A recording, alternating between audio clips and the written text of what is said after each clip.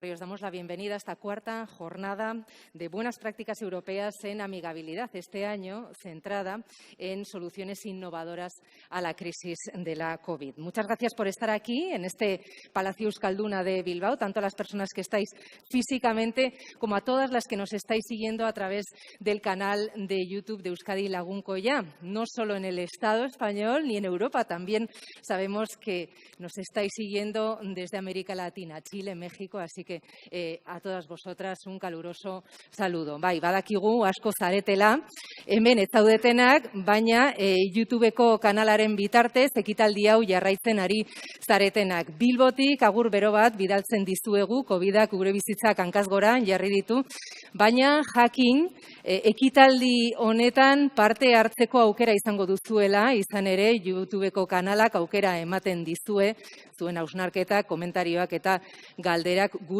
bidaltzeko, ostean hizlariei galdera horiek egin ahal izateko. Este evento se organiza en el marco del proyecto Euskadi Lagunkoia del Departamento de Igualdad, Justicia y Asuntos Sociales del Gobierno vasco. Un proyecto que se conforma en una red de municipios que en la actualidad suma 66 pueblos y ciudades. Además, muchos de ellos estáis aquí, muchos de estas localidades vascas. Realizamos esta jornada con unos objetivos claros. Por un lado está el de reflexionar sobre los retos y las necesidades de los municipios, pueblos y ciudades para su adaptación al proceso de envejecimiento en este contexto de restricciones impuestas por la crisis de la COVID. También queremos compartir experiencias innovadoras y creativas, tanto de aquí como de otros países y ciudades o pueblos para su posible implantación en el contexto vasco. Y asimismo queremos dar a conocer las iniciativas ganadoras del premio Euskadi Lagunkoia de este 2020. Este evento se realiza en castellano y en inglés. Las personas que nos estáis siguiendo a través de YouTube sabed que tenéis que pinchar en el enlace del idioma correspondiente en el que queréis estar escuchando el evento, y os animamos sin duda a participar con vuestros comentarios y reflexiones sobre esta jornada en redes sociales utilizando el hashtag EusLagunkoiaBBPP20. Así que sin más preámbulos vamos a invitar al escenario a Juan Ibarretxe, concejal de Acción Social del Ayuntamiento de Bilbao. Damos ya inicio a la inauguración de esta jornada. Ongi etorri, Ibarretxe jauna, eszenatokira zurea da hitza.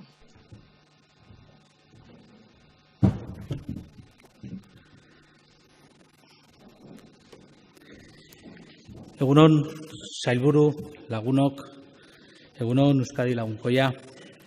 Muy buenos días a todas y a todos. Good morning and receive an affection greeting from Bilbao. Antes de dar comienzo a mi intervención, quiero traerles un saludo caluroso del alcalde Juan Mari Aburto, al que le hubiera gustado acompañarles en esta jornada. El alcalde se encuentra recuperándose una intervención y por ese motivo hoy no puede compartir esta exposición con ustedes. Hubiera sido muy interesante escucharle en primera persona sus reflexiones, porque el alcalde está ejerciendo un gran liderazgo en esta crisis sanitaria del COVID-19 en la ciudad y se encuentra al frente en la búsqueda de soluciones para paliar sus consecuencias en las personas de Bilbao. A finales de febrero, antes de que se declarara el estado de alarma, el alcalde se adelantó y convocó las primeras reuniones en el ayuntamiento para abordar lo que se vislumbraba que podía ocurrir ante un estado de emergencia, comenzando la coordinación con el Gobierno vasco con el objetivo de prevenir y preparar a la ciudad ante la posible nueva situación de crisis. Podríamos estar horas y horas analizando qué hemos puesto en marcha en Euskadi, en Bilbao, qué se podría haber hecho, qué no. Me parece muy oportuna esta jornada, donde se van a abordar diferentes casos del Estado y de Europa. Seguro que compartiendo las diferentes maneras de enfrentarse a esta gran crisis mundial, podemos aprovecharnos todos de nuevos mensajes que nos posibiliten estar más preparados para abordar situaciones de esta índole de cara al futuro. Estoy seguro que las conclusiones a las que se lleguen serán de gran importancia para tener mejor preparada a la ciudad de Bilbao. Las estudiaremos con gran esmero.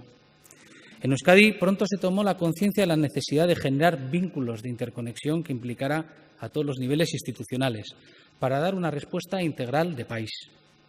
A través de las reuniones de coordinación entre las administraciones públicas y las entidades del tercer sector, se fueron construyendo los programas a poner en marcha, concretando el destino de los fondos COVID en base a un trabajo de diagnóstico compartido.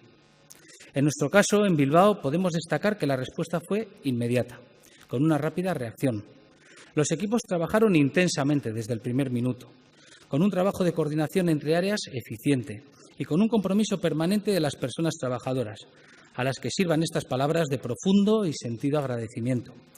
Destacaría por la exigencia que les ha supuesto este COVID, las áreas de acción social, seguridad ciudadana, protección civil y salud, sin olvidar la colaboración estrecha realizada con las entidades del tercer sector en todos los procesos habilitados. La prioridad era proteger a todas las personas sin exclusión alguna, mediante una intervención temprana. Los efectos del COVID en nuestra sociedad han generado una crisis sanitaria, socioeconómica, educativa y relacional sin precedentes que está afectando a nuestras vidas, pero especialmente a las personas y colectivos más vulnerables, generando nuevos retos de funcionamiento en las instituciones y en los servicios que se ofrecen a la ciudadanía. Como saben, Bilbao es una ciudad amigable con las personas mayores, con la infancia y adolescencia, con las personas más vulnerables. Y con esta premisa trabajamos. Disponemos de un modelo de gestión y de intervención centrado en las personas, atendiendo la diversidad, desde respuestas específicas ad hoc a cada persona de nuestro municipio. Los servicios sociales municipales, gracias al Sistema de Protección Vasco, desarrollan intervenciones específicas para la prevención, la detección precoz y la atención multidisciplinar de personas en riesgo, como son las personas mayores, mujeres, menores en familias desestructuradas, con falta de ingresos, migrantes o sin techo residentes en nuestro municipio. La situación extraordinaria y sobrevenida del confinamiento, para la que no contábamos con un plan de actuación ad hoc, supuso un reajuste de nuestros servicios y prioridades, conllevándonos a una toma de decisión urgente debido a las situaciones que se estaban generando. Pero también ofreció la oportunidad de introducir una visión esperanzadora al constatar que se abría un nuevo tiempo de oportunidades transformadoras. Este nuevo tiempo nos ha llevado a buscar nuevas alternativas, a incorporar nuevas estrategias de intervención a través de respuestas más integrales, atendiendo a la multidimensionalidad de las personas. Un ejemplo de esto ha sido las ya mencionadas mesas de coordinación con todos los agentes implicados, compartiendo los recursos de cada uno de ellos, poniendo a disposición del bien común los recursos materiales, las capacidades, las experiencias, los conocimientos y el buen hacer. Asimismo, quisiera subrayar el trabajo coordinado del Ayuntamiento de Bilbao con las áreas sociales, educativas y sanitarias. Destacaría los recursos específicos puestos en marcha para minimizar la brecha digital, evitando desconexiones con los centros educativos de aquellas familias más vulnerables, al igual que ofrecer servicios ad hoc para garantizar el bienestar y la salud de las personas que se encontraban en situación de exclusión, escenario que se agravaba cuando aparecían los casos positivos en las unidades de convivencia. Quiero compartir con ustedes unas pinceladas de las actuaciones principales que hemos desarrollado desde el comienzo de esta crisis sanitaria.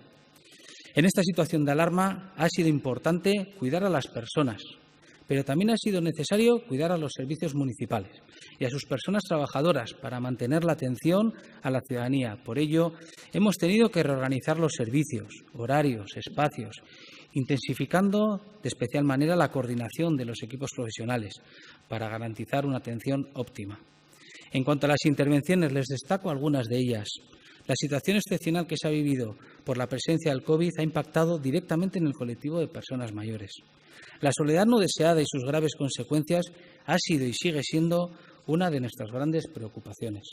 Con el objetivo de conocer los estados de salud y de ánimo, la situación personal, soledad, nivel de autonomía, las necesidades básicas no cubiertas por los entornos relacionales, pusimos en marcha la realización de 36.770 llamadas a personas mayores.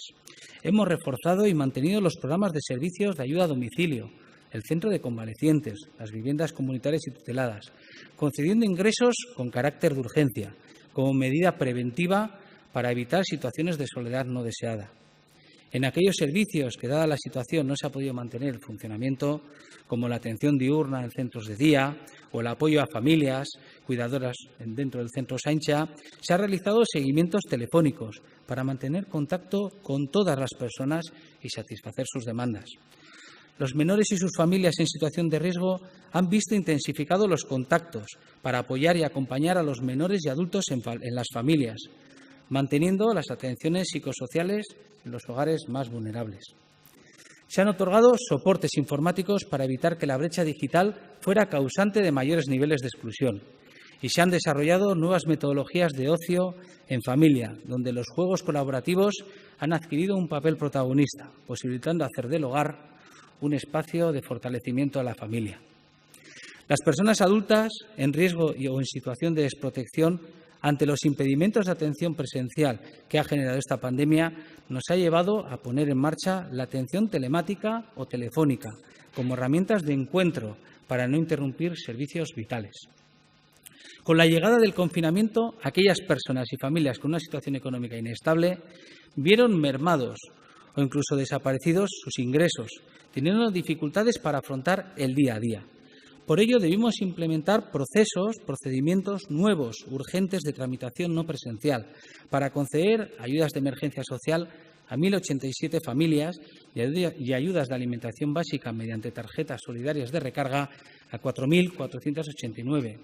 Todas estas ayudas fueron posibles gracias al Fondo Extraordinario del Gobierno vasco y que bien conoce la Sailburu, porque fue ella la que lideró la gestión de este fondo. Eskerrik asko. Por último, y no por ello menos importante, detallar la atención prestada a las personas más vulnerables de la ciudad. El Ayuntamiento de Bilbao estableció durante el periodo de confinamiento por la alarma sanitaria un sistema de acogida de emergencia para todas las personas en situación de exclusión, atendiendo a 328 personas. Así se habilitaron espacios en polideportivos municipales, en recursos habitacionales de entidades sociales y en alojamientos utilizados por el Servicio Municipal de Acogida.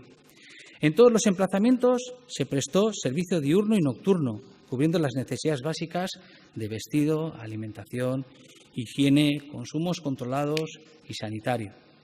Al finalizar el confinamiento, 336 personas acogidas tuvieron acceso a un alojamiento temporal con manutención incluida, a través del proyecto Lehen Urratsa, proyecto que también bien conoce nuestra Sailburu y que se gestó mediante un trabajo estrecho entre el tercer sector, el Gobierno vasco y el Ayuntamiento. De esta manera se ha posibilitado el tránsito desde los recursos de alojamiento excepcional habilitados por el Ayuntamiento en pleno confinamiento hacia proyectos que favorecen el inicio de itinerarios de integración social con una voluntad de continuidad en el tiempo. De todo este trabajo extraemos 5 conclusiones. La colaboración interinstitucional y con entidades del tercer sector y empresas privadas es necesaria. Es necesaria para dar una respuesta más eficiente e integral, llegando a atender a las personas más vulnerables. Los servicios sociales han sido considerados esenciales y durante este estado de alarma hemos constatado que la atención directa hoy, si cabe, cobra más relevancia. Responder a la urgencia ha hecho que los servicios sociales nos hayamos centrado en la cobertura de las necesidades básicas en colaboración con otras estructuras. Pero por delante nos queda el reto de ser capaces, con creatividad, de recuperar los espacios de intervención comunitaria, como entornos donde se garantiza la sostenibilidad de los proyectos de vida de las personas. Gracias a un trabajo previo de coordinación e intervención tanto en familia como en mayores, hemos sido capaces de dar nuevas respuestas. Respuestas ágiles, innovadoras y adaptadas al momento que han permitido minimizar los efectos del confinamiento. La cooperación con los diferentes sistemas de bienestar ha fortalecido la capacidad de intervenir con las personas que peor lo están pasando de nuestra ciudad. De nuevo, hemos demostrado que Euskadi cuenta con una muy buena cartera de servicios públicos, lo que nos ha ayudado a afrontar esta crisis. Pero dada la excepcionalidad de la situación del COVID-19, ya que es algo que nunca se había dado, sí que nos ha obligado a hacer una rápida movilización, activación y reorganización de todos nuestros efectivos. Esta situación nos ha obligado a compartir e intercambiar todas nuestras herramientas y buen hacer para adelantarnos a problemas y poder dar soluciones rápidas y efectivas. Los liderazgos fuertes, como el del Lehendakari, y a escala de la ciudad, la del alcalde, han sido claves para superar con corresponsabilidad y colaboración las dificultades que han ido surgiendo a lo largo de esta pandemia. Voy acabando. Y ahora nos preguntamos qué debemos hacer. Tenemos entre manos el reto de abordar las consecuencias económicas y sociales de esta pandemia. Un desafío trascendental, pero a la vez una oportunidad para la conversión.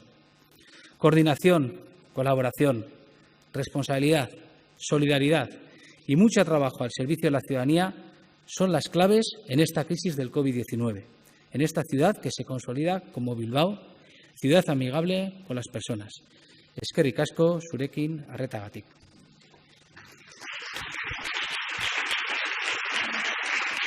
Eskerrik asko, baita zuri ere, Juan Ibarretxe jauna, krisi honen unerik latzenetan Bilboko udalak lagunkontasunaren alde egin duen lana gogoratzeagatik eta azpimarratzeagatik hemendik aurrera zer behar dugun lagunkoitasunean pausoak ematen jarraitzeko, besteak beste berrantolakuntza eta elkarlana. Y ahora tiene la palabra la consejera de Igualdad, Justicia y Asuntos Sociales, Beatriz Artolazabal. Zurea da hitza, Artolazabal andrea.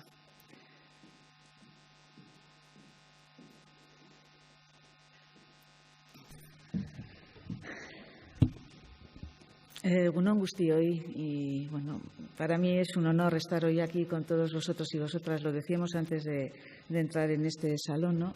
Esta situación tan dura, tan complicada del COVID nos ha trastocado todas nuestras formas de vivir, de relacionarnos y bueno, el mantener encuentros como este, con las limitaciones con lo que lo hemos tenido que hacer, pero el mantenerlos es un paso adelante en ese caminar que además lo tenemos que hacer entre todos y entre todas. Y yo creo que bueno, pues la cosa está complicada, no lo vamos a ocultar, tenemos una situación difícil, pero a mí el que tengamos estos encuentros y que podamos mantenerlos, además, utilizando las nuevas tecnologías que nos permiten poder seguir manteniendo estas relaciones es muy importante.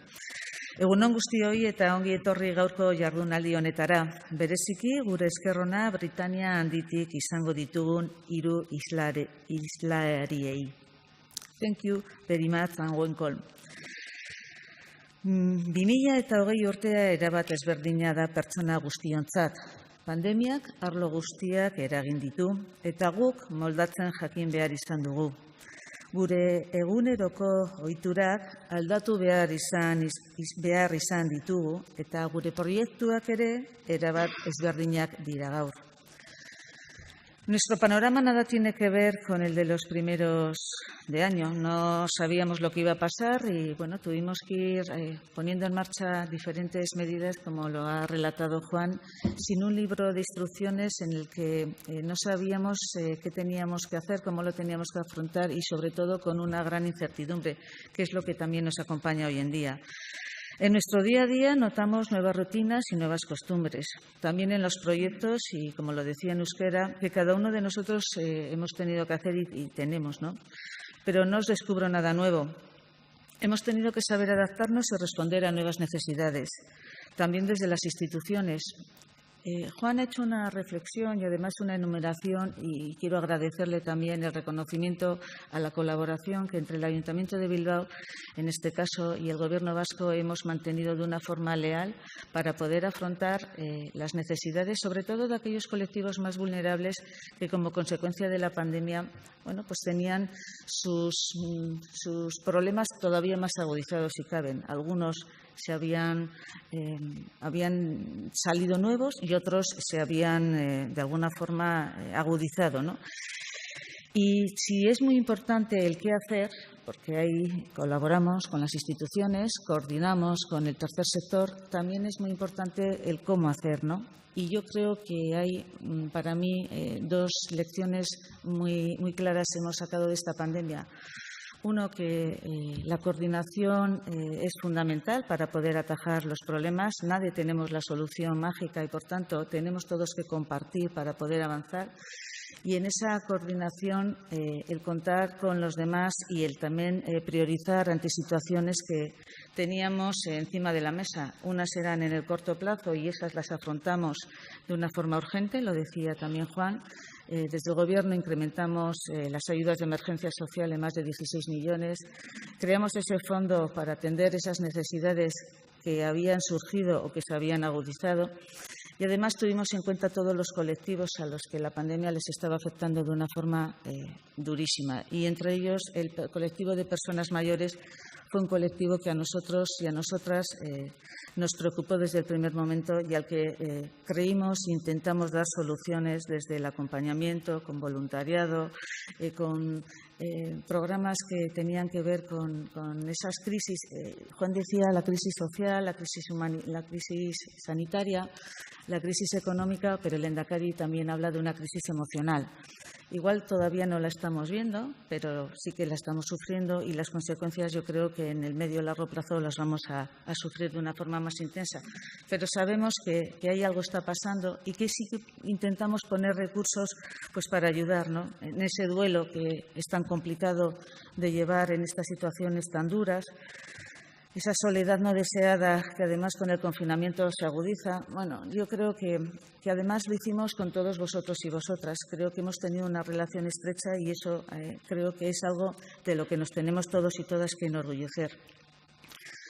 Como os decía, hemos tenido que saber adaptarnos y responder a estas nuevas necesidades y también desde las instituciones lo hemos tenido que hacer. Hoy vais a poder charlar largo y tendido sobre todo ello y estoy segura de que esta jornada dejará buenas reflexiones y seguramente ejemplos de buenas prácticas para poder replicarlas en otros lugares. Ese es precisamente el objetivo que nos ha movido en los últimos años a celebrar esta jornada, porque de lo que hacemos todos y de lo que podamos compartir, seguro que las soluciones se enriquecen y además hay cuestiones que el compañero de al lado, el municipio de al lado, la región de al lado, el país de al lado pone en marcha y que nos pueden ayudar a afrontar, porque al final los objetivos suelen ser comunes. La amigabilidad no es un concepto que nos suene exótico. La red Euskadi Lagunkoia Sustraietatik no partía de cero, porque las instituciones vascas ya llevábamos años volcados en apostar porque las personas mayores tengáis el espacio que os corresponde. Pero la red lo que ha hecho ha sido impulsarlo. Y en Euskadi, nuestra red Euskadi Lagunkoia cuenta ya con más de 66 municipios, como decía Vanessa, y una trayectoria que nos avala. En los últimos años son muchas las iniciativas que han ido surgiendo y que se han puesto en marcha para, con ello, intentar contribuir a hacer a nuestros pueblos y barrios lugares más amables para las personas mayores. Abian jarri ditugu hainbat ekimen eta batez ere pertsona helduen ikuspuntua barneratu dugula esango nuke. Es necesario que sigamos teniendo en cuenta ese enfoque en mente y por varios motivos, pero sobre todo, y el más importante, porque es justo. Y porque no podemos olvidar que en 10 años más de la mitad de la población vasca vamos a tener más de 55 años. Y en este contexto, cada municipio, pueblo o ciudad enfrenta retos y necesidades para adaptarse al proceso de envejecimiento de su población y descubrir cómo se han desarrollado diferentes buenas prácticas en otros lugares nos va a resultar de gran ayuda. Ese es el objetivo que persigue esta jornada precisamente, poder confrontar nuestra realidad con la de otros lugares y tomar ejemplo de buenas prácticas que creemos que son replicables. Podemos aprender y amoldar estos proyectos o simplemente ver que vamos bien encaminados. Pero y sin miedo a ser autocomplacientes, también tenemos que ser conscientes de que aquí en casa ya encontramos ejemplos de proyectos e iniciativas que merecen ser reconocidos. Y de ahí que hayamos impulsado el premio de buenas prácticas en amigabilidad Euskadi Lagunkoia, que este año va a parar a un proyecto de la capital de Vitoria-Gasteiz, Zorionak. Enhorabuena también a todos los municipios que participáis en este certamen con vuestras buenas prácticas. Y yo quiero animar a los ayuntamientos a que sigáis caminando en el ámbito de la innovación social. Quiero animaros a incrementar las iniciativas novedosas que propician una mayor participación e implicación de las personas mayores en las políticas públicas. Porque yo creo que si contamos con la opinión de las personas que directamente van a recibir el proyecto y de las que directamente sufren los problemas, el proyecto que vayamos a poner en marcha las instituciones va a ser mucho más rico, va a ser mucho más acertado y va a ser mucho más compartido sobre todo, pero también buscando esos objetivos que queremos, va a ser un proyecto mucho más eficiente. Hemos de resaltar igualmente que Euskadi Lagunkoia Sustraietatik es una de las redes más potentes del mundo. Como os decía, participan en esta red 66 municipios que además son de diferente tamaño y con realidades muy diferentes. Y esa diversidad enriquece el trabajo en red que realizan. Juntos compartimos la visión de construir ciudades y comunidades adaptadas a las personas mayores y ese es uno de los planteamientos políticos más efectivos para responder al envejecimiento poblacional. En el Gobierno vasco estamos convencidas. Y voy concluyendo. En el programa de amigabilidad son las personas mayores, sois vosotros y vosotras, las protagonistas de un proceso de generación de bienestar que va a revertir en vuestra vida cotidiana, que va a reclamar una recuperación más racional de los espacios públicos, de las relaciones entre la ciudadanía, de las transferencias de cuidados, de todas esas pequeñas cosas que hacen que la vida cotidiana en la ciudad o en un pueblo sean un poco más humanas y más satisfactorias para todas y para todos. Esa visión repercute en las propias personas mayores, pero también afecta al resto de la ciudadanía.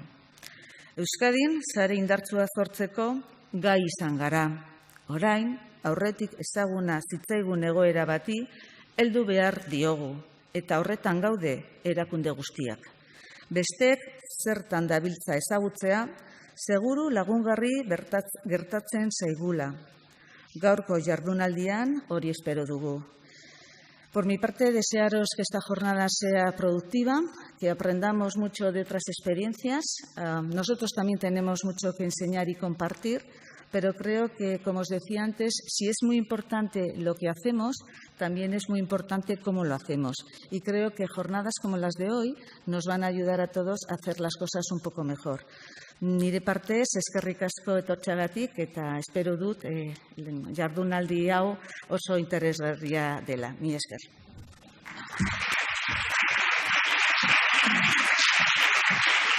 Eskerrik asko baita zuri ere, Artolazabal sailburua.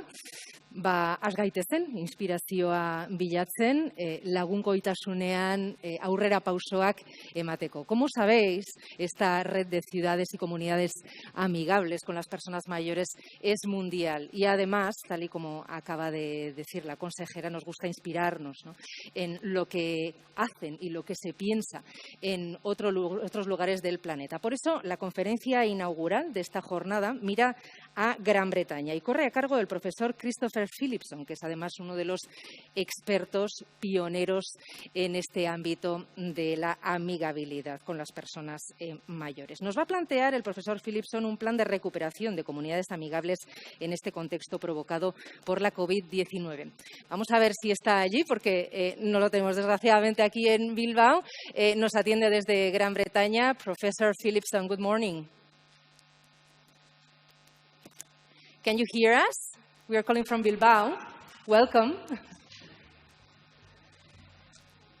Bueno, mientras establecemos esta conexión, os voy a dar unos cuantos datos sobre su currículum. El profesor Christopher Philipson es profesor de Sociología y Gerontología Social en la Universidad de Manchester, es codirector de MICRA, que viene a ser el Instituto de Manchester para la Investigación Colaborativa sobre el Envejecimiento, y ha sido miembro del Comité Asesor del programa New Dynamics of Aging, o sea, Nuevas Dinámicas en el Envejecimiento, y miembro de la Junta Asesora del Norwegian Life Course Aging and Generations Panel Study, es el estudio en Noruega sobre el envejecimiento y las generaciones. Esto por mencionar un par de cargos que ha tenido, entre otros muchos, el profesor Philipson. A las personas que nos estáis viendo online,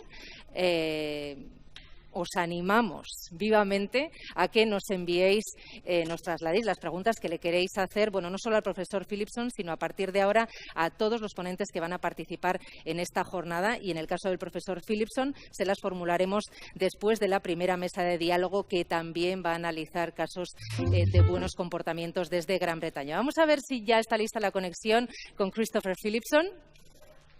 Buenos días, señor Philipson. Yes. Good morning. Yes, we hear you from Bilbao. Welcome. Morning. I just introduced you, so I give you the floor.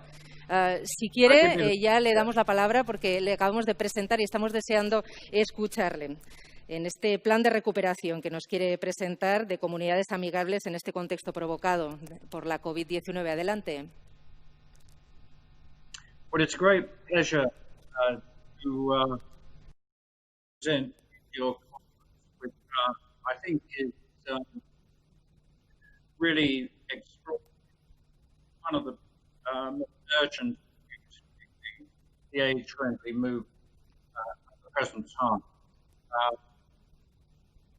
If we could go on to the first slide.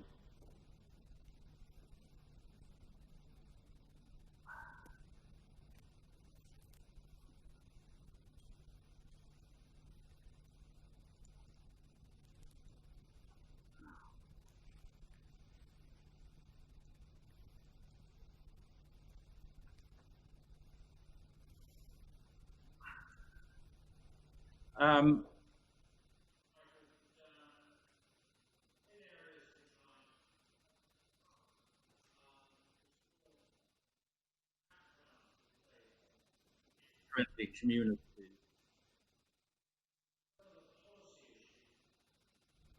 Influencing the urban agenda on age-friendly issues.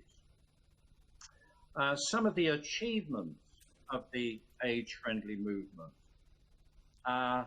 and look at some of the challenges in relation to the issues posed by COVID-19, which are clearly raising a lot of important questions for us. And then I also want to develop what I think might be some kind of recovery planning strategy. So in terms of the growth of the movement, I think we've had an extraordinary surge of interest in developing age-friendly cities and communities. From the launch of the global network of age-friendly cities in 2010, we now have around 1,000 members, of course, and this is an extraordinary achievement. And I certainly want to pay tribute to the work in the Basque Country, where we have an extraordinary level of activity. And I think this is so important at the present time, given the pressures upon us. So what are the debates that have been influencing the movement? I think that age-friendly movement has emerged out of a whole range of discussions, and it's important to recognize these. First, we've had a discussion about building sustainable cities, sustainable communities that can meet the needs of current and future generations. Secondly, we've had an important intervention by the United Nations on how we achieve social justice in the city, or the idea of harmonious cities, harmonious communities. And thirdly, problems in relation to developing more the development of unequal cities, which has become a big issue, I think, for Spain, for the Basque Country, and for the UK. in terms of how we reduce the health and income gap between neighbourhoods. And of course, we've also had the development of this policy of ageing in place, the idea that older people would prefer to live in the communities which they've spent the majority of their lives, and the idea of trying to develop lifetime homes and neighbourhoods. What are some of the achievements of the age-friendly movement? I would probably single out four which have been important. I think, firstly, greater recognition in planning, regional planning and town planning of the implications of population aging. Secondly, the development, particularly important, of course, in the Basque region, of organisations and networks at regional and local government levels. And you have now, I think, 65 municipalities involved in developing age-friendly issues. So this is an extraordinary achievement. Thirdly, interventions supporting the empowerment of older people at a neighbourhood level. I think a really significant discussion here about how we give different groups of older people greater control within their localities. And finally, the importance and issues which I know have been important in the Basque region, campaigns around ageism and intergenerational solidarity. But on the other hand, I think it's clear that COVID-19 is raising a significant challenge for the age-friendly movement. Y por una serie de motivos varios. Y tenemos evidencia, por ejemplo, de que hay cada vez más desigualdades entre los barrios o vecindarios más ricos y más pobres. Y en el caso de Inglaterra, debería decir precisamente que las personas que viven en las comunidades con menos ingresos han estado muriendo al doble de la tasa del COVID-19 en comparación con las personas que viven en las zonas donde hay más medios económicos. Y todo esto, bueno, pues tiene que ver con las políticas de austeridad que se implantaron a partir de 2008, de la crisis financiera de ese año, que hizo que hubiera muchísimos recortes en muchos de los servicios que eran claves para poder luchar contra la pandemia, es decir, personal sanitario, sanidad pública, residencias para mayores. Así que hemos tenido medidas de austeridad durante una serie de años y el COVID, además, como complemento a ello. Y esto ha sido un problema para todas nuestras regiones. Bueno, por ejemplo, en Manchester ha habido un impacto muy fuerte de las políticas de austeridad y creo que este es uno de los retos más destacados al que nos estamos enfrentando ahora mismo. En tercer lugar, desgraciadamente, ha habido también el auge del viejismo y yo sé que esto ha sido uno de los temas que se ha sometido a estudios en su propia zona también. Y nosotros lo hemos visto en el Reino Unido y volveré sobre esto. Y después tenemos más un aumento de la violencia contra las mujeres, que se aplica a todos los grupos de edad, pero yo creo que ha sido un campo de una gran preocupación en el Reino Unido. Es decir, hay muchas mujeres que están atrapadas en sus hogares y que están sometidas a situaciones de abuso debido a las restricciones que se han implantado como consecuencia de la COVID-19. Entonces, yo creo que en este contexto lo que tenemos que hacer es ver cómo podemos desarrollar una estrategia para poder recuperar en el medio plazo como mínimo. Y ver cómo podemos superar los retos que ha planteado la COVID-19. Y lo que he hecho aquí es recalcar 4 áreas. Por ejemplo, desarrollar el apoyo comunitario o el luchar contra el edadismo y también la discriminación. En tercer lugar, lo que tenemos que hacer es desarrollar una estrategia amigable con la edad para las residencias. Y, por último, planificación de cara al futuro. Aquí tenemos también una serie de sugerencias. Entonces, digamos que en lo que se refiere al primer apartado, creo que en el Reino Unido estamos analizando la importancia que tiene la financiación complementaria para las comunidades más pobres para que puedan luchar contra los efectos de la COVID-19. No hay ninguna duda al respecto y estoy seguro que esto también es cierto en el caso del País Vasco, que son las zonas más pobres, las que más han sufrido también en lo que se refiere a mortandad, en lo que se refiere también a la crisis general que ha afectado a la economía y a la salud debido a los efectos derivados de COVID-19. Yo creo que como respuesta a esto sí que tenemos que analizar los modelos que hay o que existen en la actualidad, pero ya que a un nivel local esto serviría para reforzar a las organizaciones. Creo que, por ejemplo, tenemos las acciones cooperativas, la gente que se una para darse apoyo los unos a los otros en diferentes áreas. Creo que esto es una manera de pensar en ello y sé, de nuevo, que este es uno de los campos que también tiene su interés para el País Vasco.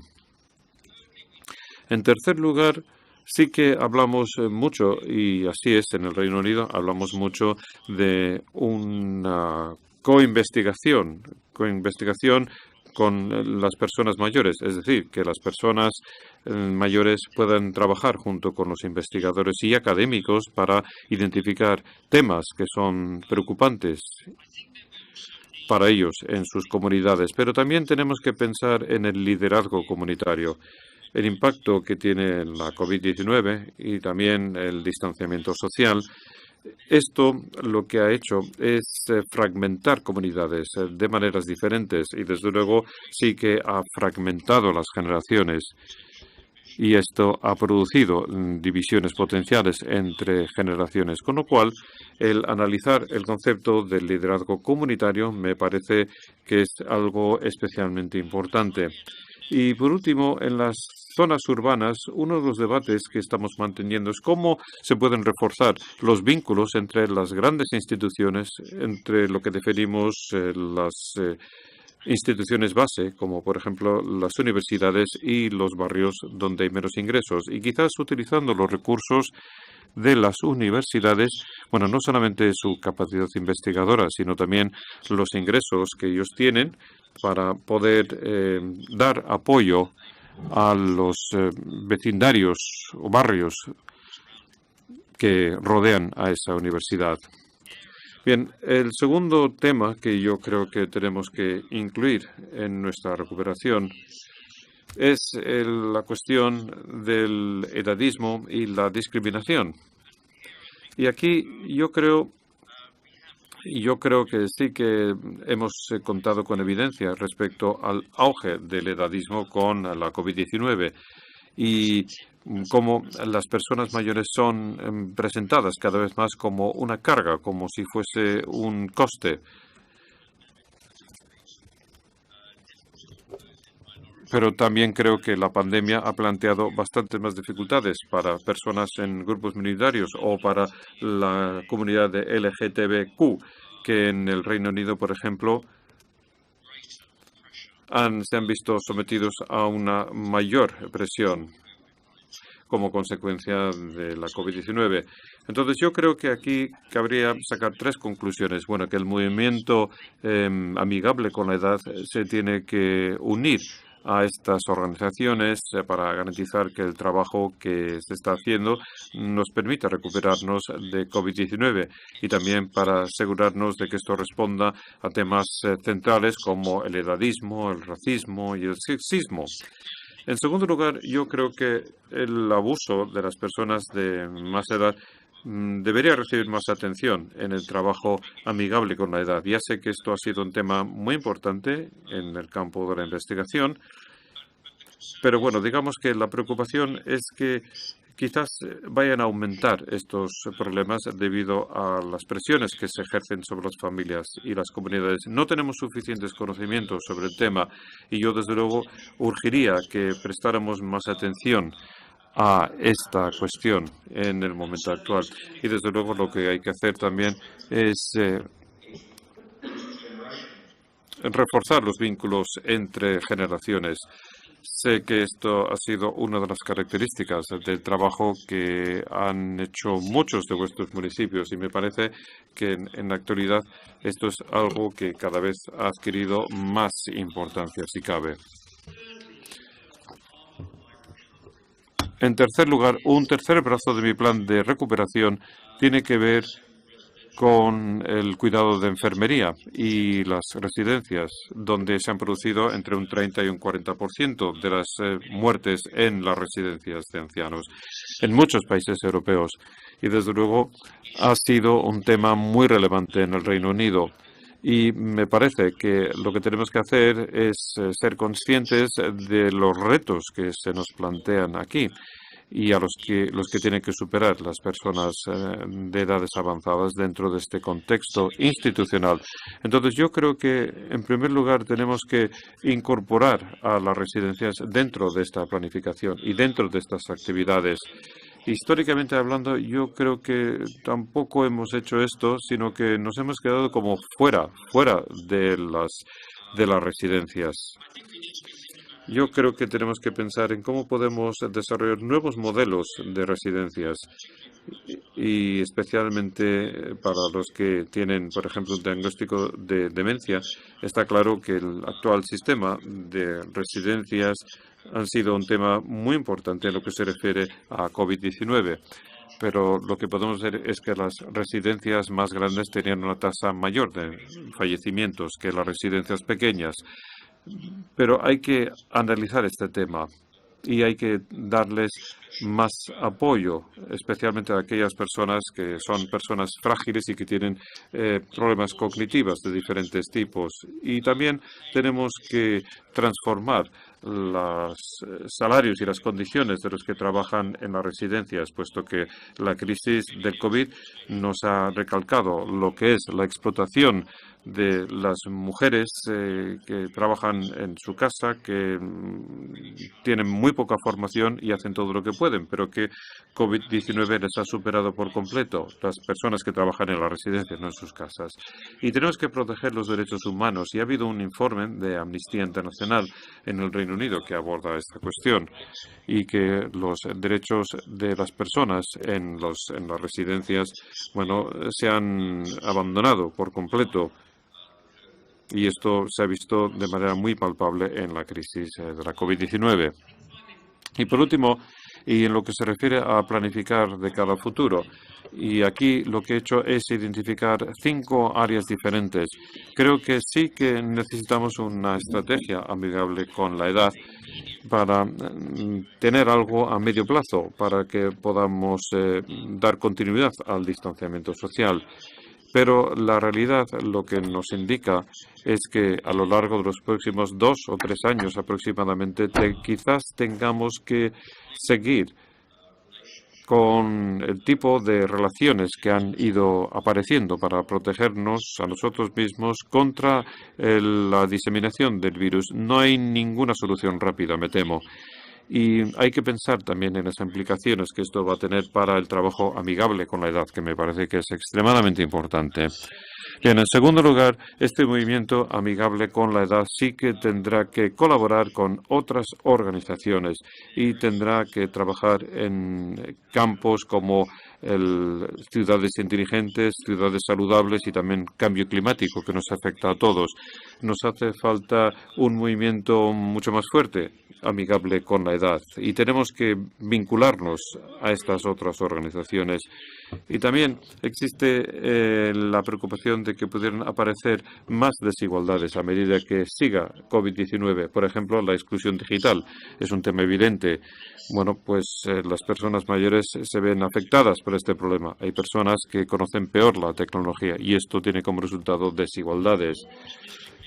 Pero bueno, quizás surjan nuevas solidaridades con el auge de la ayuda mutua y también del movimiento cooperativista. También puede haber mejores relaciones en vecindarios, con lo cual quizás acabemos teniendo una sociedad donde haya más cooperación, más solidaridad, como resultado de haber tenido que luchar contra el virus. Y por último, yo creo que tenemos que desarrollar la colaboración en el campo de la investigación, tema muy importante, por cierto, y para intentar conectar a los diferentes institutos de investigación. Y yo, desde luego, lo alentaría y, desde luego, me incorporaría a proyectos para comparar experiencias entre, no sé, la zona del Gran Manchester y los municipios del País Vasco. Yo creo que eso sería una actividad realmente apasionante. Y por último, quiero plantear una serie de preguntas para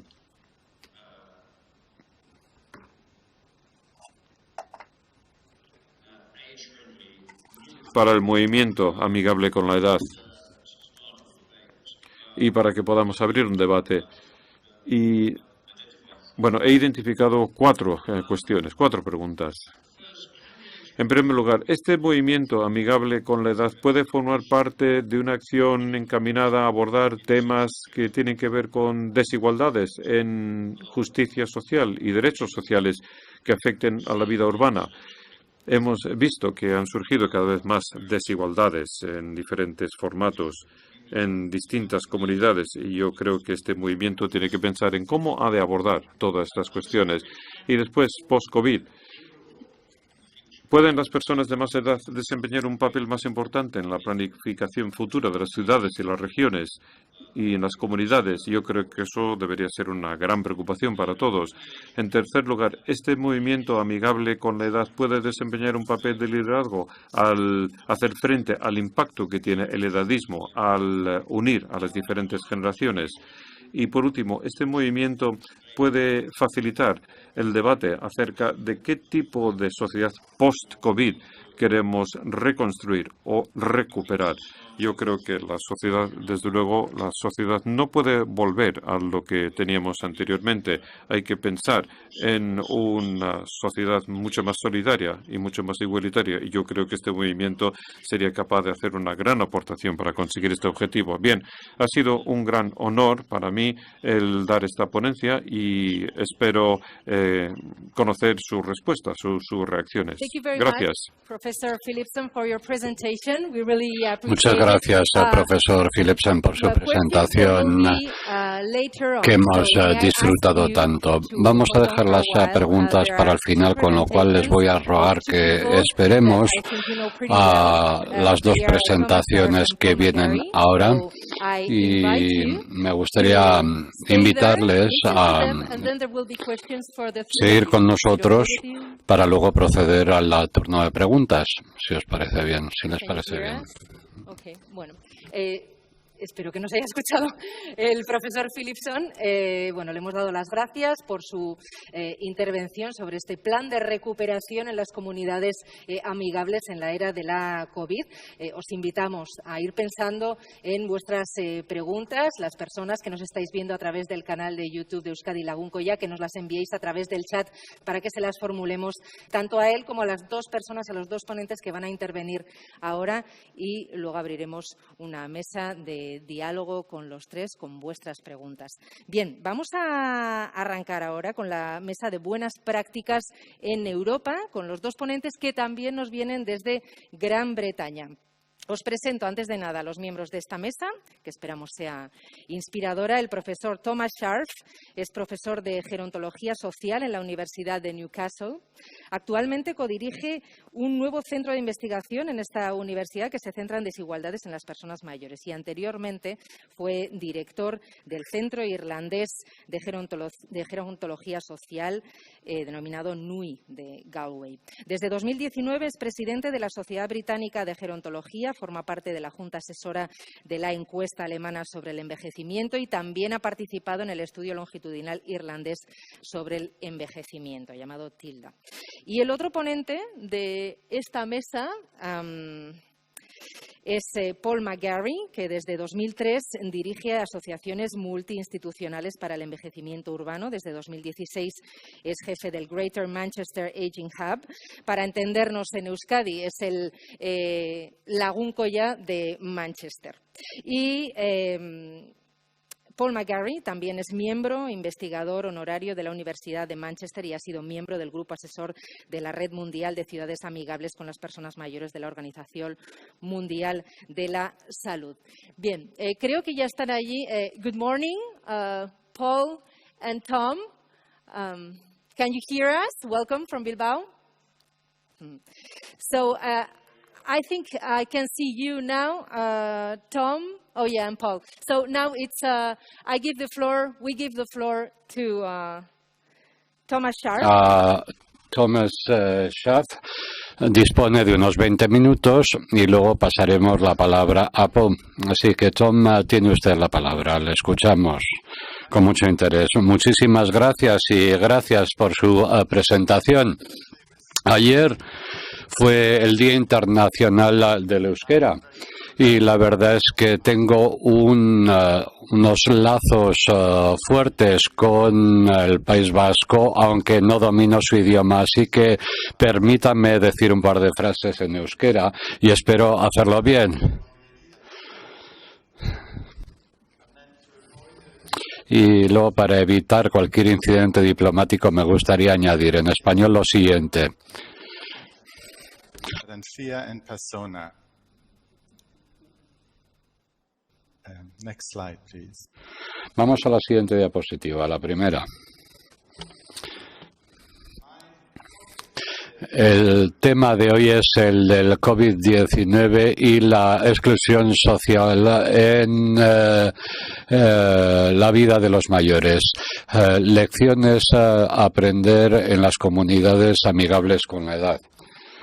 Me gustaría repasar o cubrir tres temas diferentes a lo largo de los próximos 15 o 20 minutos que se me han otorgado. En primer lugar, vamos a hablar de cómo comprendemos la idea de la exclusión social, sobre todo en la etapa más tardía de la vida. Y luego nos vamos a centrar en cuestiones relativas a la exclusión social y el COVID-19, centrándonos sobre todo en la evidencia de la exclusión que afecta a las personas mayores a lo largo del curso de la pandemia, y mis últimas reflexiones tienen que ver con las lecciones que pueden aprender las comunidades amigables con la edad, es decir, cómo deberían responder las comunidades a los riesgos de exclusión en la época más tardía de la vida. Y espero que esto nos lleve a un debate y que enlace con lo que el doctor Philipson ha dicho respecto al papel de las desigualdades en relación con la COVID-19 y la respuesta a la misma, a dicha pandemia. Así que, ¿cómo comprendemos nosotros, cómo entendemos la exclusión social? Bueno, la investigación en los últimos 20 años más o menos ha identificado la exclusión como un fenómeno multidimensional, como algo que tiene unas características de carácter dinámico y solo podemos pensar en exclusión en relación con otros grupos y otros individuos de la sociedad, y que la exclusión también implica pues un cierto grado de la conducta de sí mismos o la conducta de otros u otros grupos. Y esto se ve reflejado en la definición de esta mujer, en donde dice que la exclusión es un proceso multidimensional, una especie de ruptura progresiva que desata a las personas de sus relaciones sociales y las instituciones y que les evita poder participar en las actividades normales de la sociedad en la que viven. Esto es una idea de la doctora Silver, y yo creo que esta idea de alguna manera es importante en esta era del COVID, cuando mucha gente, no solamente los mayores, se han visto despegados de su participación en lo que consideraríamos como una serie de experiencias normales a lo largo de su vida cotidiana. Vamos a la siguiente diapositiva, por favor.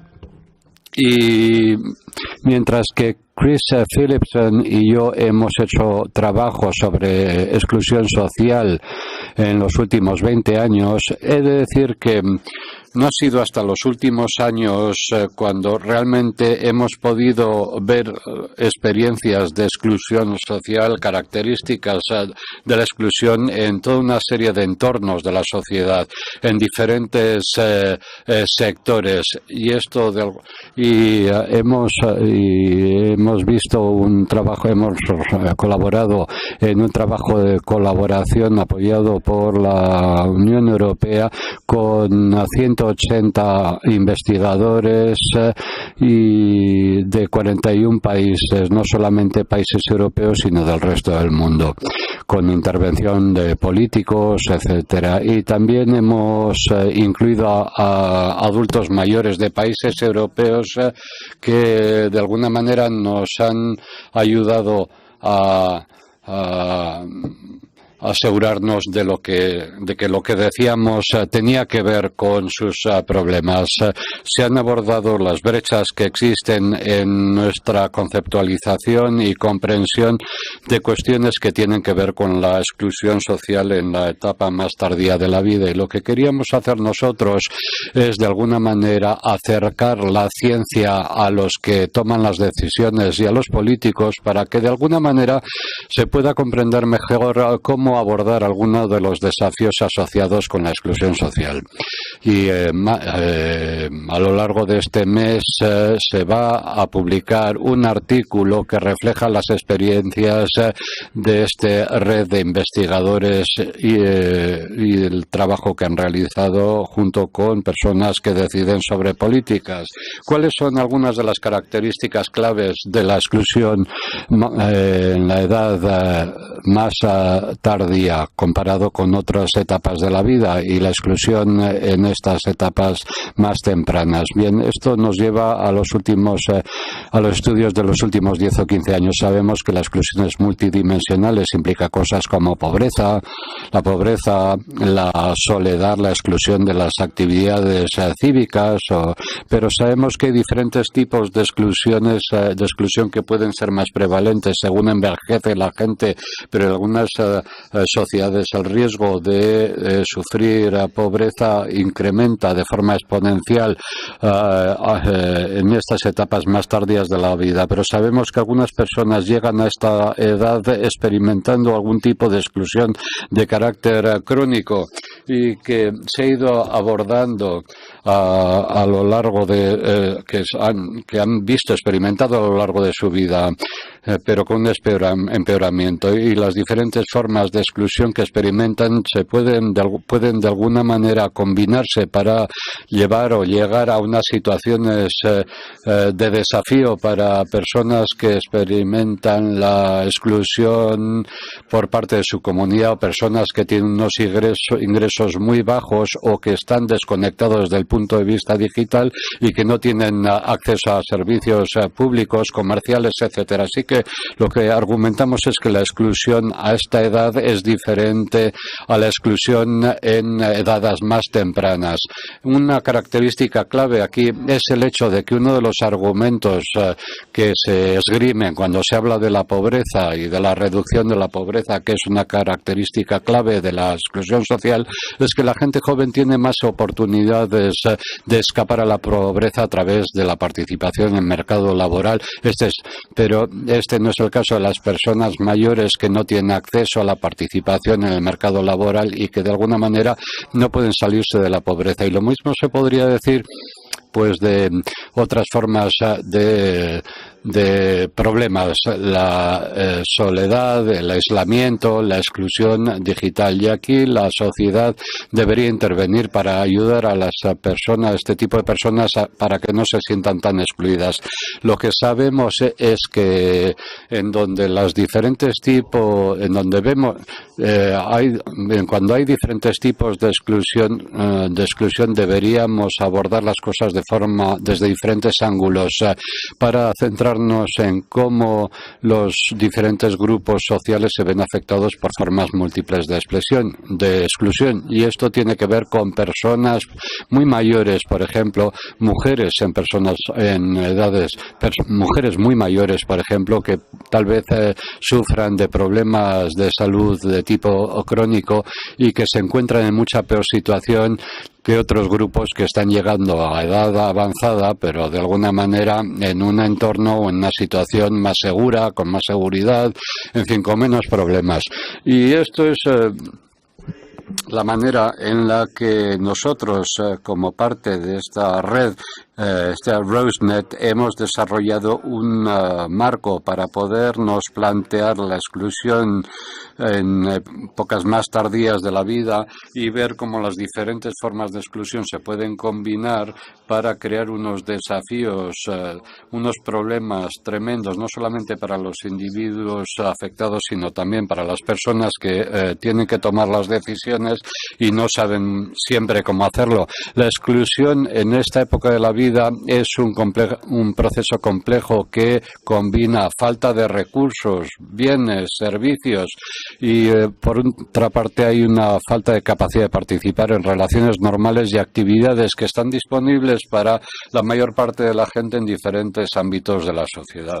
Así que para mí lo que es importante respecto a la idea de la exclusión social es que las personas que se ven socialmente excluidas experimentan pues una calidad de vida mucho peor, un nivel mucho más bajo de bienestar comparado con aquellas personas que no están excluidas. Así que si queremos abordar la exclusión, también tenemos que centrarnos en la necesidad de mejorar el bienestar en etapas más tardías de la vida, en esas sociedades que están envejeciendo. Y lo que quiero hacer es repasar ante vosotros una serie de ejemplos para ver cómo la exclusión en sus diferentes dimensiones pues es una característica de la pandemia de la COVID-19. Así que, ¿cuáles son las evidencias?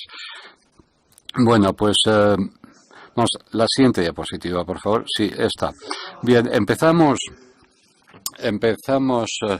con uno de los áreas centrales de la exclusión, que es la exclusión de los servicios, de las comunidades, de la movilidad. Y aquí hay ejemplos incontables de maneras en las que las personas mayores de alguna manera están sufriendo más debido a la pandemia y cómo no pueden participar en lo que consideraríamos como una forma de vida normal. Chris ya se ha referido a esto cuando hablaba de las diferentes formas de exclusión digital que afecta a personas mayores que no tienen tanto acceso como los jóvenes a cosas como son el Internet, pero que también pues tal vez tienen que apoyarse más en servicios particulares, servicios especiales que han pasado de servicios presenciales a servicios digitales.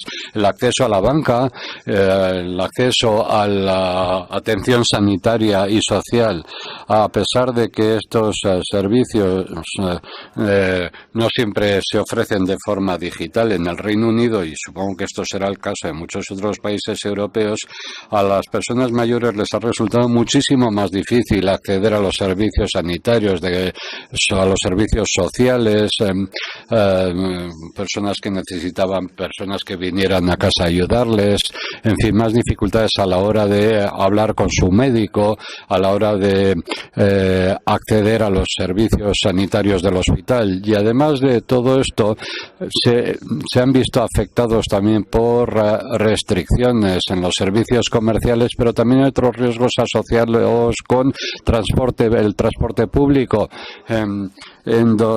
los que dependen más las personas mayores, que utilizan más el transporte público, pero el uso del transporte público se también ve asociado con un mayor riesgo de infectarse y de coronavirus. Y hay muchas personas que no se han atrevido a arriesgarse a subirse a un autobús o algún tipo de transporte público. La siguiente diapositiva, por favor. Bien, también vemos formas de exclusión a lo largo de la pandemia en relación con los recursos materiales de las personas. Una cuestión clave en este momento, pero que también va a afectarnos en el futuro, es el impacto de la COVID-19 en el mercado laboral, en el mercado de trabajo. Vemos que se habla mucho de cómo la gente mayor se está viendo afectada, pero también existe una mayor evidencia que nos dice que muchas personas mayores de 50 años o más se están viendo separados del mercado laboral, y sabemos que estos grupos de personas van a tener dificultades en el futuro para poder regresar al mercado de trabajo, con lo cual tenemos que pensar en la necesidad de introducir unas políticas de mercado laboral activo para poder ayudar a estas personas a encontrar un trabajo para que se puedan mantener. Algunas personas mayores se están viendo afectadas por un mayor riesgo de pobreza en términos de su incapacidad a la hora de acceder a los diferentes recursos o aquellos apoyos que se ofrecen a los miembros más jóvenes de las familias a lo largo de la pandemia, y de alguna manera parece que sus necesidades son secundarias frente a las necesidades de generaciones más jóvenes. Y hay muchos informes en este momento, sobre todo en el Reino Unido y en los Estados Unidos y también en otros países, que hablan de aquellas personas que en este momento están de alguna manera renunciando a comprar ciertas cosas necesarias. Vemos, por ejemplo, una malnutrición, no se están alimentando bien, no tienen dinero para comprar, y esto nos habla de la precariedad de los recursos de muchas personas mayores. Vamos a la siguiente diapositiva, por favor. Se le ha prestado mucha atención a lo que llamamos exclusión de las relaciones sociales, y esto afecta al impacto de la COVID y las restricciones que se derivan de ahí y que afectan las interacciones sociales de las personas. Sabemos que la soledad ha sido un desafío tremendo para unos grupos importantes de personas mayores, especialmente para las personas mayores y sus familias, las personas mayores y las residencias en las que están. Pero al mismo tiempo es importante reconocer que no queremos utilizar esto como una manera de estigmatizarles incluso mal.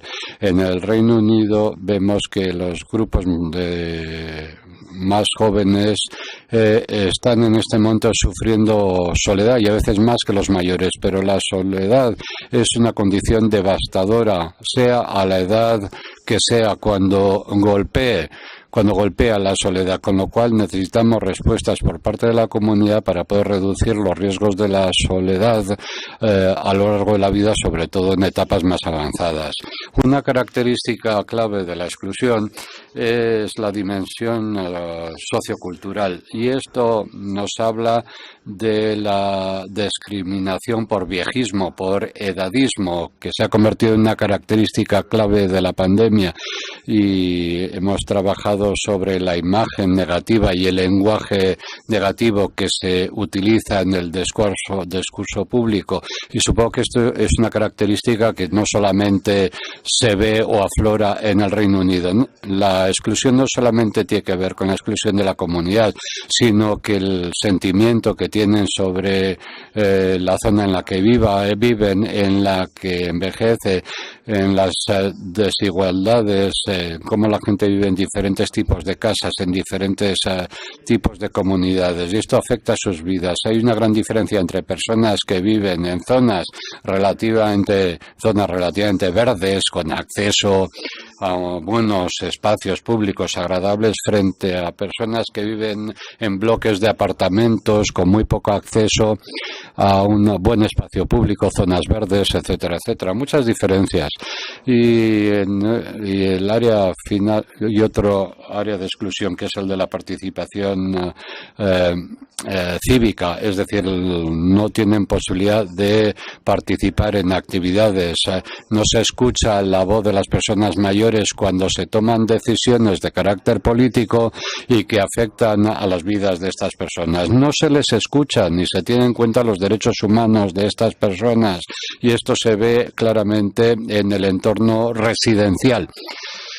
Mi última reflexión tiene que ver con qué significa esto para las comunidades amigables con el viejismo, con el edadismo.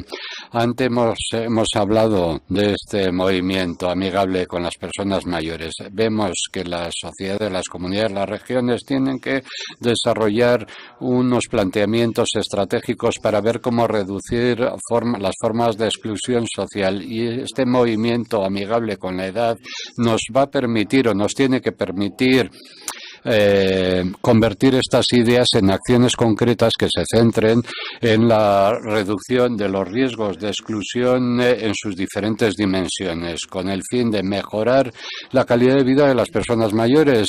Incluso sin estos movimientos amigables con la edad, estos deberían de ser prioridades claras, y esto incluye reducir la pobreza, el desarrollar respuestas a la soledad, el mejorar el acceso a los servicios, el asegurar que las personas mayores puedan participar en las decisiones que afectan a sus propias vidas, el abordar la discriminación con el edadismo y el mejorar el acceso a las residencias de la comunidad. Y esto va en línea con el movimiento amigable con la edad, porque se trata de mejorar las vidas de las personas que están experimentando las peores formas de discriminación en esta etapa tardía de sus vidas. Muchas gracias por vuestra atención.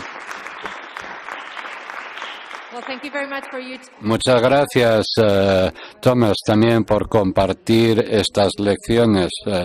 Hemos tomado notas de tu presentación tan inspiradora y estamos empezando a recibir preguntas, pero os voy a pedir que esperéis unos 20 minutos y luego recogeremos todas las preguntas juntas dirigidas a ambos oradores. Y ahora vamos a darle la palabra a Paul McGarry. No sé si estás todavía ahí. Bienvenido a la conferencia. Hola, ahora te vemos bien. Estamos deseosos de oír tu presentación respecto a cómo estáis respondiendo a esta crisis que nos afecta en la comunidad amigable con los mayores de Manchester. Lo sentimos, creemos que el orador tiene muteado su micrófono, tal vez lo tiene apagado. Suele ocurrir. Ahora sí. Ahora sí. Muchísimas gracias. Es un honor enorme el formar parte de este evento, de este seminario, de esta reunión junto con mis compañeros Chris Philipson y Tom Schaaf. Y la verdad es que también me gustaría mencionar que yo fui alumno de Tom Mancris y seguramente se podría decir que sigo siéndolo. Y la verdad es que me encantaría estar con vosotros en Bilbao disfrutar de Euskadi, pero estamos en donde estamos, en un nublado Manchester. Vamos a la siguiente a la primera diapositiva. Bien, me gustaría cubrir tres temas a lo largo del tiempo que se me ha otorgado. En primer lugar, voy a intentar describir qué es este hub de envejecimiento del Manchester metropolitano. Y vamos a hablar de nuestros residentes, vamos a hablar en segundo lugar de las medidas que hemos estado tomando a nivel de emergencia en los últimos 9 meses, y luego me gustaría establecer o hablar de algunas de las cosas que estamos planificando para el año que viene y después. Espero que a lo largo de mi presentación podáis ver puntos en común en lo que respecta al planteamiento conceptual, pero también la implantación práctica, y que veáis los puntos en común con las dos presentaciones a las que ya hemos asistido antes que yo. Bien, este hub se montó en 2016 para coordinar una respuesta estratégica a las oportunidades y a los desafíos de la población que envejece. Y el Manchester metropolitano tiene 2,8 millones de personas, 10 municipios, con un alcalde electo. Berman fue ministro de Sanidad en el último gobierno laborista y es un político de alto nivel en el Reino Unido. El envejecimiento es una de las 10 prioridades de la estrategia del Manchester metropolitano. Nosotros nos unimos a la comunidad de programas de la OMS en 2018. He de decir que Manchester metropolitano se unió a este programa, se había unido ya a este programa en 2010, y este es un trabajo que llevo realizando desde mediados de los años 90, y también tenemos una asociación estratégica con un centro en el Reino Unido que se centra en el envejecimiento, y trabajamos en asociación con ellos. Vamos a la siguiente diapositiva. Bien, la verdad es que el caso del que voy a hablar se parece mucho a lo que se está haciendo en el resto del Reino Unido, en Europa Occidental, Norteamérica y otras partes del mundo, pero me da la impresión que siempre es importantísimo seguir resaltando este cambio tan importante que se está dando en el perfil demográfico de nuestras poblaciones. Y seguimos diciendo una y otra vez que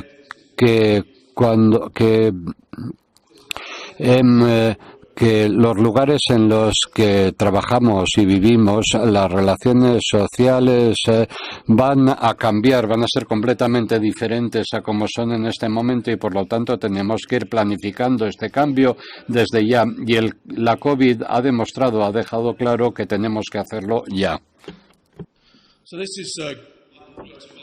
Este es un mapa del Gran Manchester, y supongo que lo que quiero decir aquí, y de nuevo, haciéndome eco de lo que ya se ha dicho antes, es que la gente está envejeciendo de manera desigual en Manchester. Entonces creo que son los tonos más oscuros, el azul oscuro, que son las zonas del interior de la ciudad, y es donde tenemos los niveles más elevados de personas que están sin empleo, que no reciben ninguna prestación y que tienen 50 y pico años.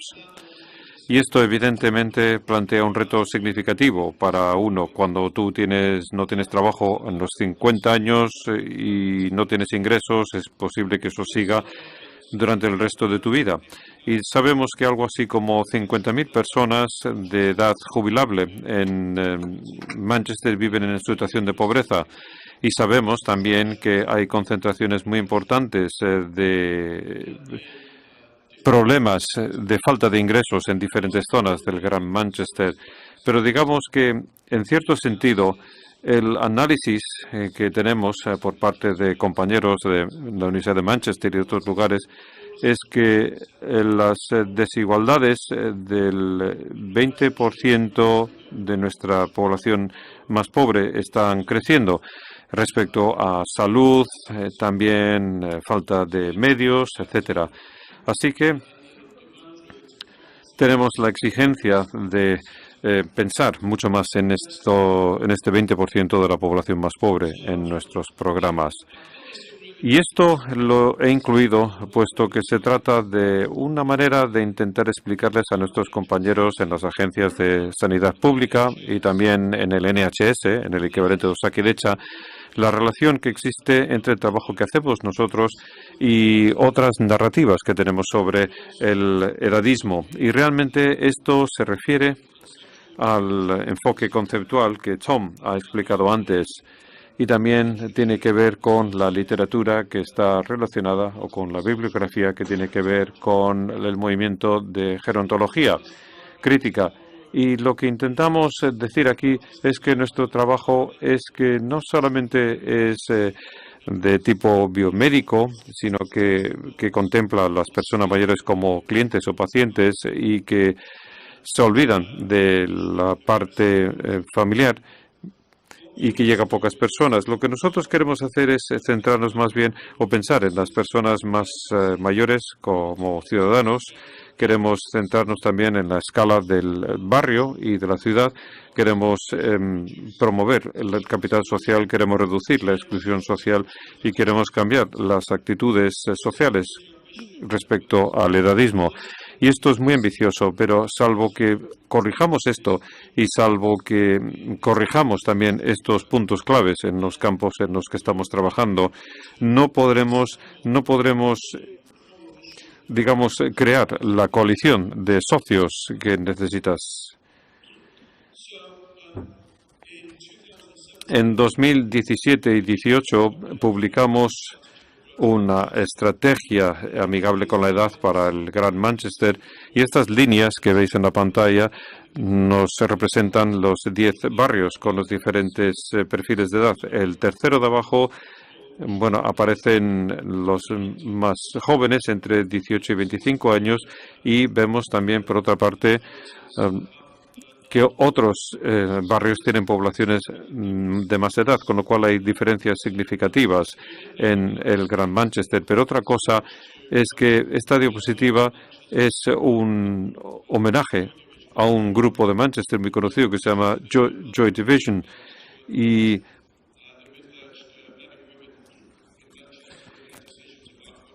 es una referencia a las personas mayores que toman decisiones sobre los presupuestos. Pero bueno, eso es tema para otro día, no ahora. Y hemos estado trabajando en una estrategia de recuperación y lo que voy a hacer es entrar ahora mismo en el detalle en estas diapositivas sobre algunos de estos elementos. Pero bueno, digamos que estos son los temas que nosotros hemos desarrollado con nuestros socios y voy a recoger también el tema de la narrativa y también el tema del empleo y de la seguridad financiera. Entonces, hablo también de residencias y nosotros tenemos un problema muy importante a la hora de intentar integrar temas que tienen que ver con cambios de la población y cambios demográficos dentro de los planes del Gran Manchester a lo largo de los próximos 30 años, en lo que se refiere a vivienda y en lo que se refiere también al diseño urbano. Y digamos que estos siempre son retos muy importantes para nosotros, especialmente en el Reino Unido. Estos desarrollos se ven empujados por promotores y también por intereses de mercado y menos por las capacidades que tienen los ciudadanos y agencias locales. Pero también quiero recalcar este tema de la inclusión digital o exclusión digital también. En el Gran Manchester hay algo así como 200.000 personas que no utilizan Internet. El 80% de estas personas tienen más de 65 años y luego, con otras diapositivas, describiré las medidas que estamos tomando. Y por último, y no por ello menos importante, tenemos también el enfoque sobre las desigualdades. Y no solamente en lo que tiene que ver con la pobreza y la clase social, pero también etnia, género, sexualidad y discapacidad. Entonces, digamos que este es el marco que estamos utilizando o que vamos a utilizar en la siguiente fase de nuestro trabajo. Bueno, quiero citar ahora un par de trabajos que están en curso que nosotros pensamos que son críticos. El primero tiene que ver con el recurrir a trabajadores de más edad. Sabemos por los datos de la pandemia, sabemos que el impacto que ha habido sobre los trabajadores presenta una forma en U, con el impacto más importante para los trabajadores más jóvenes, pero también para los mayores. Y lo que sabemos es que si la gente pierde sus trabajos, especialmente aquellos que tienen habilidades tradicionales o personas que no tienen destrezas digitales, las posibilidades de conseguir un empleo si pierdes el trabajo cuando tienes 50 años son muy reducidas. Entonces, hemos adoptado una serie de medidas específicas, trabajando con las agencias nacionales para intentar ver de qué manera podemos dar apoyo a las personas de más de 50 años para que se puedan incorporar al mundo laboral, gracias a programas específicos. Y también hemos lanzado una nueva agencia que se llama CADA, C-A-D-A, y que es una agencia de desarrollo creativo donde estamos analizando la siguiente fase de las vidas de estas personas. Tenemos también Culture Champions, que es un programa para personas de bajos ingresos a través de organizaciones culturales. Y acabamos esta misma semana, hemos presentado una oferta, hemos ofrecido 12 millones de libras para poder crear una agencia para el diseño amigable con la edad y una nueva plataforma para las tecnologías facilitadoras socialmente. Bien, estos son algunos de los trabajos que hemos realizado a lo largo de los últimos meses. Debería decir que como complemento a esto, todo este sistema GM, que se llama, se ha movilizado para generar una respuesta comunitaria en cuanto a alimentos y medicinas, etcétera, o bien vivienda y se ha estado llamando por teléfono a la gente que está en situación de riesgo o de aislamiento.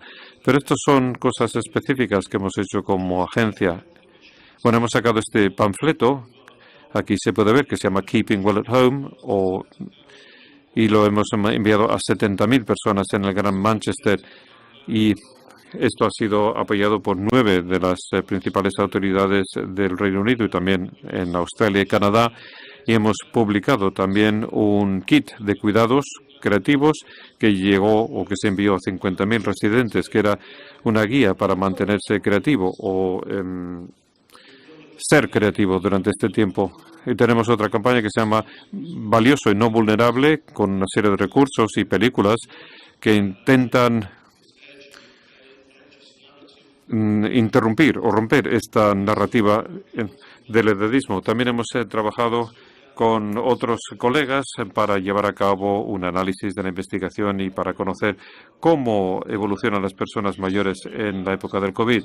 Tenemos nuevas guías para prácticas con nuestros colegas del campo del voluntariado.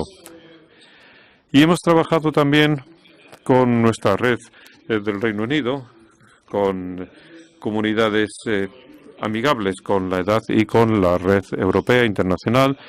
Y acabamos de publicar un tema con Zaragoza, y disculpas por haberlo pronunciado mal.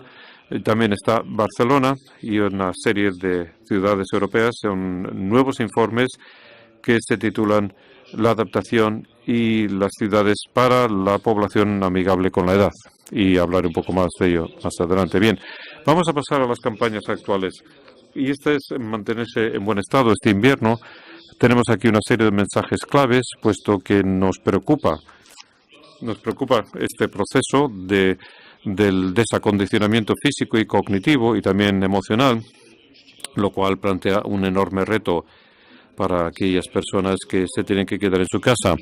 Entonces, hay mensajes claves para mantenerse conectado y para estar seguro y bien, pero también estamos aconsejando a la gente sobre temas de dinero y sobre mejoras en el hogar. Y también podemos ver una entrevista con un activista de una persona mayor en su casa. Y los recursos de la campaña incluyen 150.000 ejemplares que se van a enviar por todo el Gran Manchester. Y tenemos también una película coproducida y donde se ven a estas personas de más edad y que hablan sobre las cosas que son importantes para ellos. Eso está en YouTube. Y también le hemos proporcionado una guía con consejos para hablar sobre este tipo de temas, para mantenerse en buen estado, para personas de edad más avanzada y también para que lo puedan utilizar sus amigos y sus familiares. Y esto lo hemos distribuido a través del sistema o servicio de bomberos, de las agencias de atención social, etcétera. Y ahora mismo estamos movilizando estos recursos en la ciudad y en la región. Pero también tenemos otra campaña que se ha centrado en aumentar los ingresos de las personas de más edad con menos ingresos. Tenemos ahora mismo este sistema que se llama Pension Credit con unos 100 millones de libras. Y esto más o menos supone 3.000 libras por familia. Entonces, estamos viendo quién podría beneficiarse de estas prestaciones a lo largo de los próximos meses. Y quería decir cómo estamos trabajando a nivel internacional. Y como he dicho antes, acabamos de acabar en el proyecto ACPA y hemos trabajado también en el grupo de trabajo europeo. Y yo, bueno, me gustaría animar a los municipios del País Vasco que se involucren en este programa, el ACPA.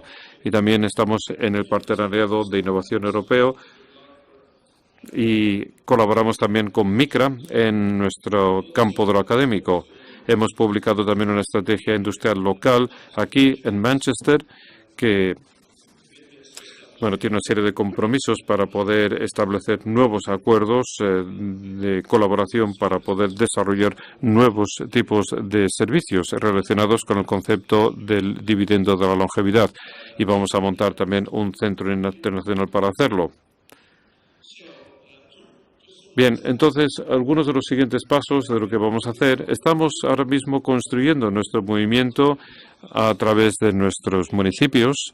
Estamos también aumentando la capacidad de poder compartir buenas prácticas entre 10 autoridades públicas y estamos también escuchando a las personas de más edad. También estamos creando zonas donde hay retos, son 53, que es donde las comunidades locales han trabajado intensamente para hacer sus comunidades mucho más amigables con la edad y estamos creando un nuevo programa de envejecimiento saludable. Y por último, también estamos trabajando a nivel internacional. Bien, entonces nuestro eslogan es el hacer el edadismo de manera diferente. Y tenemos el compromiso de crear una mejor vida para todo el mundo, trabajando con las personas de más edad y trabajando con diferentes agencias. Y es un gran honor, desde luego, el poder acabar mi charla esta mañana. Y bueno, espero y deseo que la siguiente vez que nos veamos, que estoy seguro será en la bella ciudad de Bilbao o San Sebastián o en algún sitio cercano. Muchísimas gracias a todos.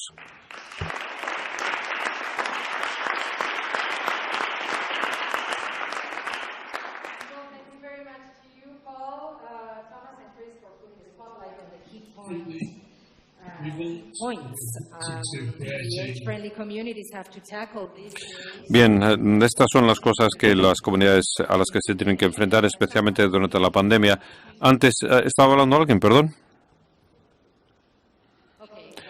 Bueno, vale, algunas veces no es fácil comunicar, pero bueno, de todas formas, quiero daros las gracias y, de hecho, el público también no solamente da las gracias a la gente que habla durante la conferencia, pero también dan las gracias a los organizadores. Muchísimas gracias por vuestras aportaciones y por poder celebrar esta conferencia. Vamos a pasar a las preguntas. En primer lugar, voy a preguntar al público si tiene alguna pregunta para Paul, Chris y Thomas. Aquí mismo.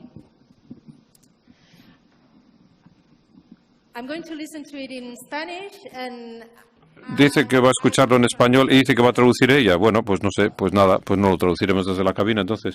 Please be patient. Thank you. Buenos días. I assume Tom can understand already. Bueno, supongo que Tom ya lo entiende, ¿no? Sin más. Go ahead. Seguro que Tom me entiende. Hi Tom, how are you? Buenos días, un placer escucharos a todos en esta nueva situación, en esta nueva realidad. Gracias por vuestras intervenciones. Yo tengo una pregunta para quien quiera responderla, ¿vale? ¿Qué podemos hacer las personas a lo largo de la vida para prevenir la exclusión? En especial hago referencia a esto que es tan importante, que es el edadismo, ¿no? ¿Qué acciones se pueden hacer o qué pensáis que se puede hacer, sobre todo desde una perspectiva de ciclo vital, ¿no? Teniendo en cuenta que esto de los edadismos se basa mucho en las creencias que hay en relación con el envejecimiento y que esto se aprende a lo largo de la vida. Okay, vale, muchísimas gracias. Thank you very much. This lady is asking the three of you, what can we do to prevent exclusion during our whole life, but regarding ageism, of course? What can we do through our whole life? Yeah, I think, shall I come in first? Bueno, entro yo primero en juego. Yo creo que la cuestión del edadismo ha surgido como un tema muy destacado durante la pandemia.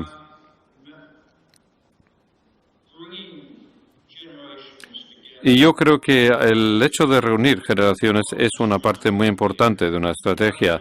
Pero bueno, me parece que eso se tiene que hacer a un nivel local y a nivel de barrio o de vecindario. Pero bueno, creo que tenemos que pensar en proyectos que tengan importancia, donde los diferentes grupos de edad puedan trabajar juntos. Y esto, bueno, digamos que es un elemento importante. Pero otro elemento importante es algo en el que Manchester ha sido pionero, y son campañas que lo que hacen es presentar estereotipos positivos acerca de personas mayores, y yo creo que pueden resultar extremadamente efectivas. Está claro que las universidades también pueden desempeñar un papel. Los alumnos, al trabajar con las personas de más edad en diferentes proyectos, bueno, también lo hemos hecho en Manchester y sospecho que lo habéis hecho también allí. Entonces, yo creo que hay diferentes estrategias, pero el tener un abordaje basado en ciclo de vida, como decía la pregunta, creo que es algo extremadamente importante. Paul or Thomas, Paul o Thomas, ¿crees que reunir a las generaciones es el factor clave? Yo sé que, Thomas, eres muy activo en los medios sociales, o en las redes sociales, perdón. Y de hecho estás luchando contra los comentarios que aumentan el edadismo y que también generan más discriminación y más exclusión. Entonces, ¿cómo podemos unir a las generaciones, puesto que ahora vemos que eso no es el caso algunas veces?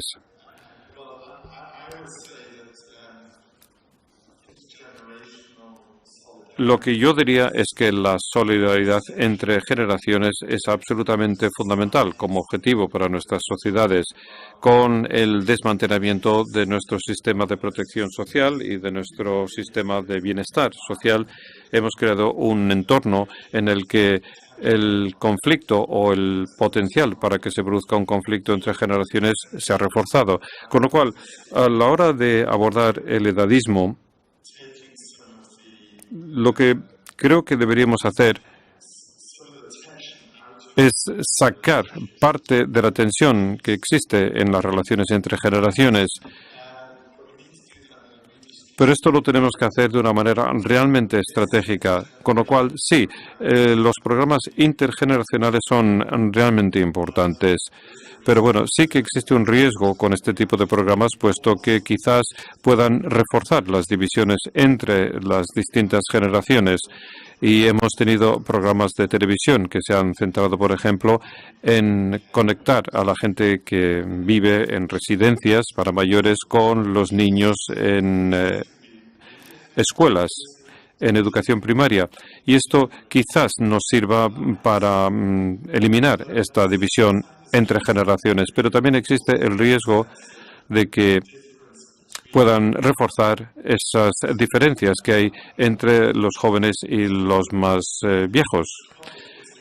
Entonces, es un tema complejo y quiero decir que mi preocupación, digamos, tiene que ver con cómo se representan las personas de edad avanzada en los medios de comunicación y también algunas imágenes estereotípicas que existen tanto en los medios de comunicación de mi país como de España y que desde luego son imágenes muy potentes y muy negativas en etapas tardías de la vida que lo que hacen es excluir a las personas de más edad. Muchas gracias. ¿Y cómo trabajáis en el Gran Manchester para poder prevenir la exclusión debido al edadismo o debido al envejecimiento?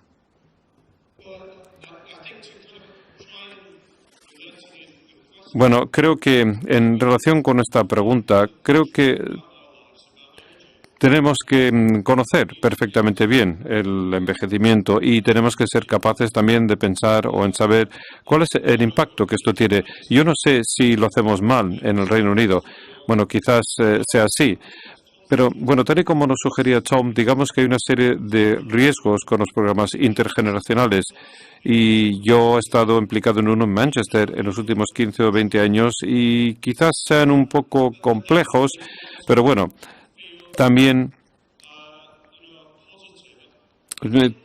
quizás tengan también facetas positivas, pero ahora mismo yo creo que algo práctico que pueden hacer las generaciones juntas es pensar en el tema de la agenda medioambiental, puesto que esto parece ser que es la agenda de la persona más joven. Cuando pensamos en esos activistas y los movimientos radicales de los años 70 y 80, que ahora tienen 60 y 70 años, a mí me parece que el reunir a personas en base a campañas, en vez de decir, mira, tenemos que conseguir que las generaciones colaboren, yo creo que si lo planificáramos de esa manera incluyente sería infinitamente más efectivo. Dicho lo cual, yo creo que es importante que desde luego hagamos más acciones en nuestros colegios y para que, bueno, las personas mayores puedan entrar en esos espacios, pero hay que hacerlo de una manera sensible. Tenemos otra pregunta del público aquí y vamos a escucharla. Adelante, por favor. Sí, bueno, muchas gracias a los ponentes por las explicaciones tan interesantes que nos habéis transmitido. Yo me quería dirigir al señor Philipson, me parece que se dice, ¿no? Philipson, ¿está bien dicho? A question for Mr. Philipson. Sí, es en relación al tema de las residencias y de las alternativas posibles a las mismas. Este COVID ha demostrado que, palpablemente, que las residencias requieren actualizarse, por decirlo de alguna manera. Pero también es interesante el que las personas mayores tengamos otras alternativas. Me refiero al deseo que existe entre nosotros, entre las personas mayores, de permanecer en el domicilio el máximo tiempo posible.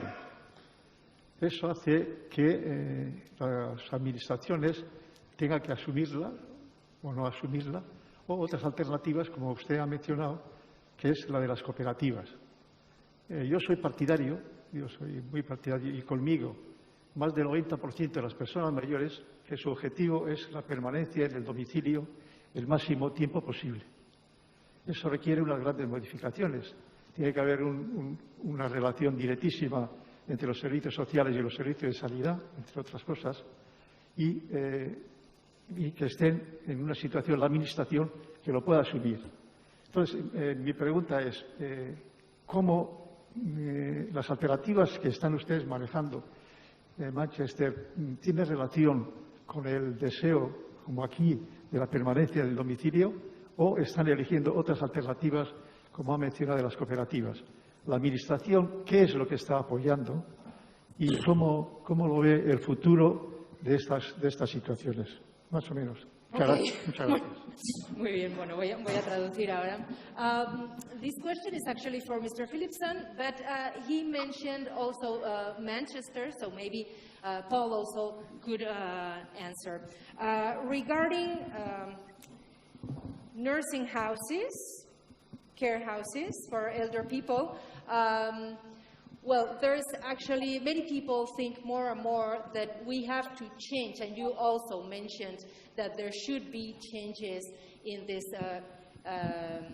in the care system regarding nursing houses, because maybe we could go towards staying at home as long as it's possible. But we need to make changes. And how are the administrations in the United Kingdom tackling this issue? And what are we specifically doing in Manchester? Well, I really...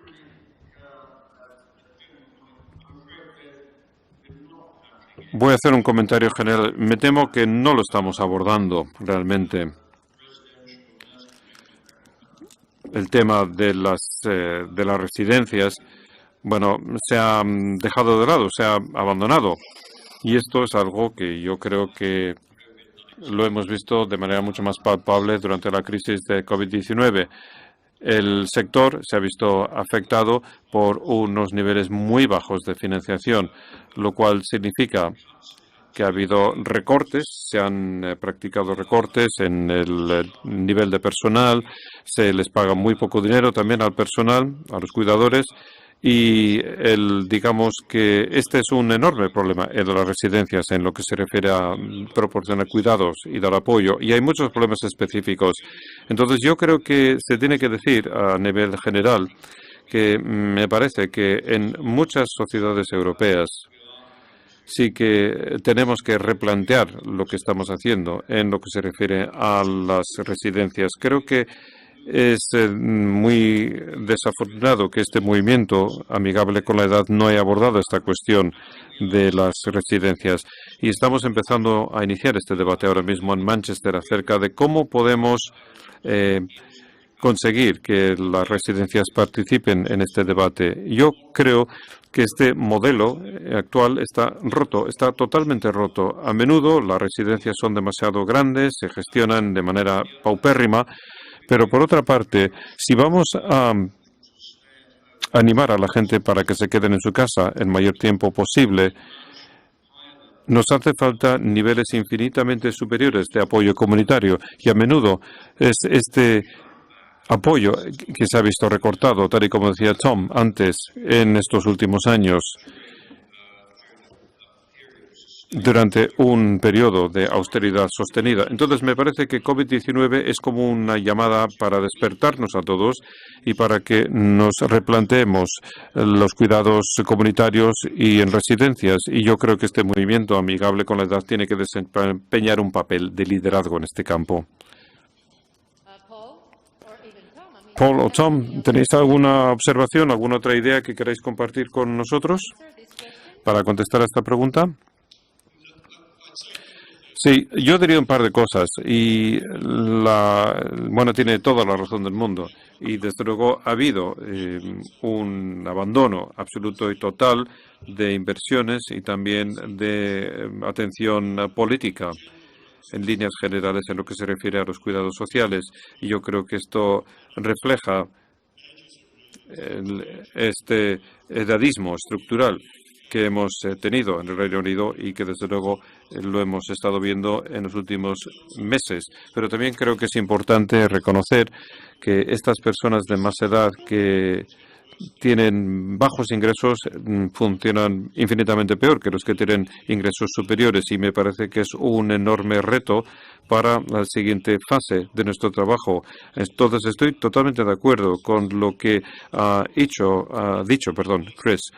Y bueno, y también el otro tema, y es que tenemos una oportunidad de intentar modificar todo este sector y también el futuro de los cuidados sociales en el Reino Unido. Es muy deprimente el tema, de todas formas.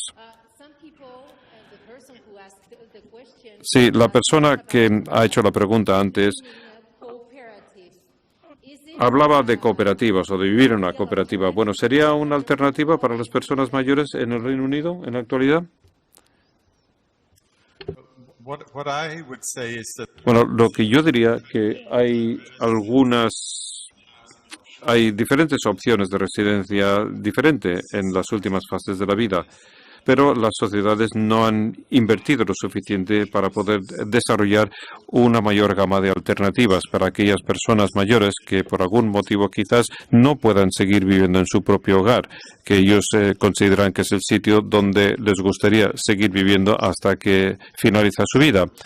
Entonces, estos programas de covivienda o el compartir vivienda entre diferentes generaciones, en fin, hay un montón de asuntos que deberíamos investigar para aumentar el número de opciones, pero lo que tenemos ahora mismo es totalmente inadecuado.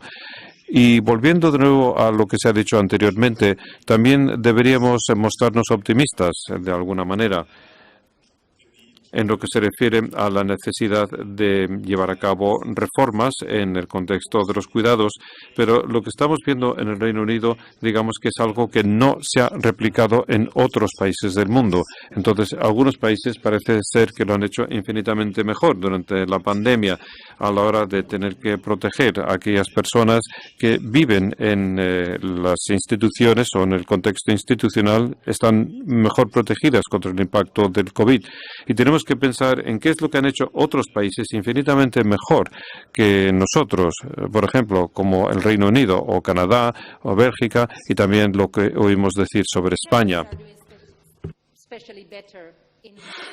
¿Qué están haciendo especialmente mejor algunos países? Otra cosa sí que me gustaría decir, me gustaría añadir algo respecto a las residencias. Y yo creo que deberíamos introducir un sistema de monitorización o de seguimiento, es decir, para poder introducir más derechos para las personas que se encuentran en estas residencias.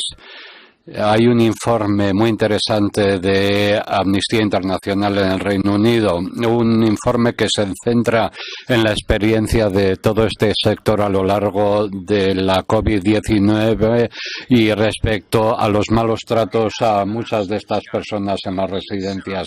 Ha sido todo un escándalo y tenemos que establecer un sistema de monitorización y de protección para aquellas personas que ingresan en las residencias. Desde luego hay tantas cosas que hacer en las soluciones, con este tipo de soluciones. ¿Alguna otra pregunta? Hay gente que está levantando la mano y gente que está enviando sus preguntas por escrito. Hola, buenos días. Yo me llamo Roberto y pertenezco a una asociación de jubilados de aquí, de Vizcaya. Mi pregunta es muy concreta. ¿Vosotros creéis que todos estos proyectos, iniciativas que se están realizando ahora por motivo del COVID, van a quedarse o en el momento que el COVID pase a ser un tipo, le tenemos medio controlado, pase a ser un tipo de gripe estacional y tal, todas estas cosas se van a relajar y vamos a seguir en una vida más o menos normal como teníamos anteriormente a esta pandemia? Muchas gracias. Bueno, gracias a usted por esta pregunta. Es que justamente vamos a hablar en la siguiente mesa de esto, de cómo se pueden mantener, ¿no?, todas estas iniciativas fantásticas. The question of a man from the audience here in Bilbao is regarding all the projects that have become a reality for elder people to improve their life quality during the COVID crisis, COVID-19 crisis. Are they here to stay? Because I guess that's what we are looking forward to.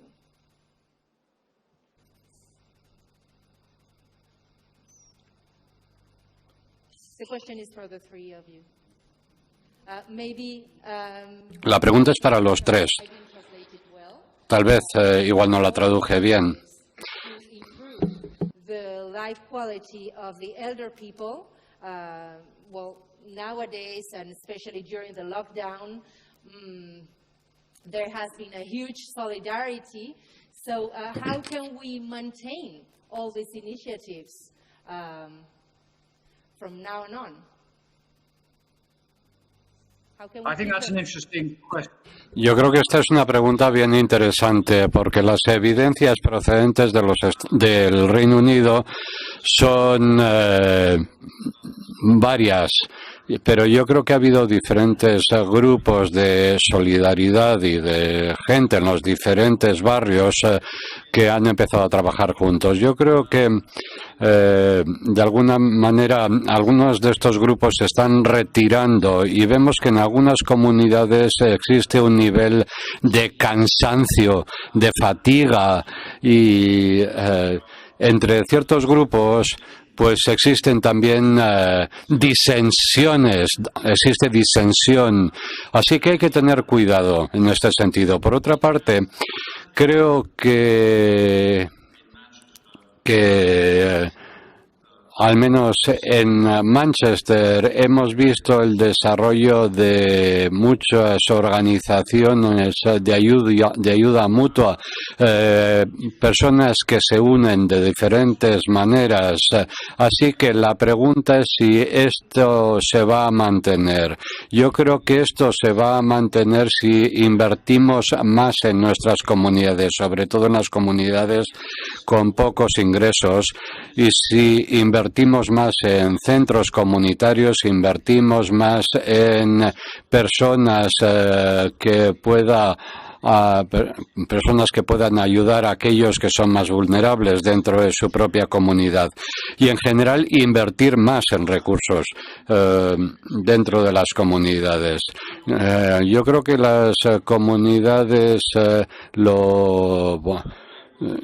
no lo pueden hacer solas, es decir, si esto ha de continuar van a necesitar algún tipo de apoyo. Siempre y cuando la economía de los países, sobre todo la del Reino Unido, pues sobre todo si su economía se ha habido afectada y golpeada por la COVID, con lo cual esto igual dificulta las cosas. Hay que tener en cuenta el contexto de una economía que ha sufrido de la pandemia. Pod, ¿tienes algo que decir, añadir a lo que ha dicho Chris? Un par de cosas. Nosotros tenemos la cuestión del Brexit por delante. Desde cualquier punto de vista, para aquellos que estamos en el Manchester metropolitano, pues este es un desafío más, aparte del social. Bien, el riesgo que existe en el sector público es que la gente está agotada, la gente está cansadísima y ha habido una enorme movilización entre los servicios públicos, las comunidades y en el sector privado también. Hay que ser justos. Gente que se está preocupando por el bienestar de estas personas mayores, pero yo creo que según pasamos al año nuevo, tengo la sensación de que los compañeros y las compañeras necesitan un respiro porque han estado trabajando muchísimo y están agotados. Yo creo que para que estas medidas continúen estando presentes, pues es necesario el invertir. Los líderes lo tienen que entender. Yo creo que en el Reino Unido el nivel de organización entre estos grupos de personas de mayores es muy débil, con lo cual hay que asegurarse de que estos grupos tengan una voz y que esta voz sea escuchada a la hora de tomarse decisiones políticas. Estoy de acuerdo con lo que han dicho Chris y Paul con su análisis. Yo creo que en lo que nos tenemos que centrar realmente en el futuro es en centrarnos en las desigualdades más importantes que han quedado expuestas por la pandemia de la COVID, sobre todo en lo que respecta a los peores efectos para los grupos más débiles. Sí, podemos invertir apoyando a las iniciativas comunitarias que han ido surgiendo a lo largo de la pandemia, pero si esto supone o significa invertir en bancos de alimentos y no en abordar las fuentes más claras de discriminación, y en asegurarse de que la gente tenga que depender del acceso a los bancos de alimentos, es decir, que la gente cuente con ingresos dignos. Yo creo que se trata de invertir en todo esto, pero en una dirección diferente y con un Estado que asuma la tarea tan importante de facilitar ingresos para resolver estas desigualdades que caracterizan a nuestras sociedades. Y una última pregunta del público del canal de YouTube. Esta pregunta es de Tecnalia y es para el profesor Philipsen. Philipsen, un segundo que te hemos perdido, al menos en el vídeo. Espero que sigas ahí. ¿Conoce usted algún ejemplo de cómo las personas mayores podrían implicarse en el planeamiento urbano en las ciudades? Esta es una pregunta estupenda y muy pertinente. Yo creo que el siguiente paso en este debate es el siguiente, y es algo de lo que ya hemos empezado a hablar, en Manchester al menos. Y tenemos un programa de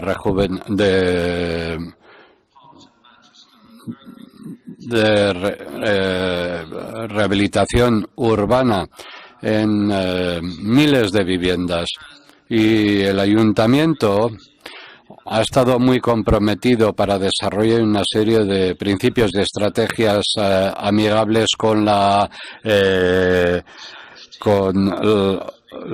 los mayores en el contexto de esta regeneración urbana, y cómo de alguna manera se puede adaptar a estas medidas amigables con las personas.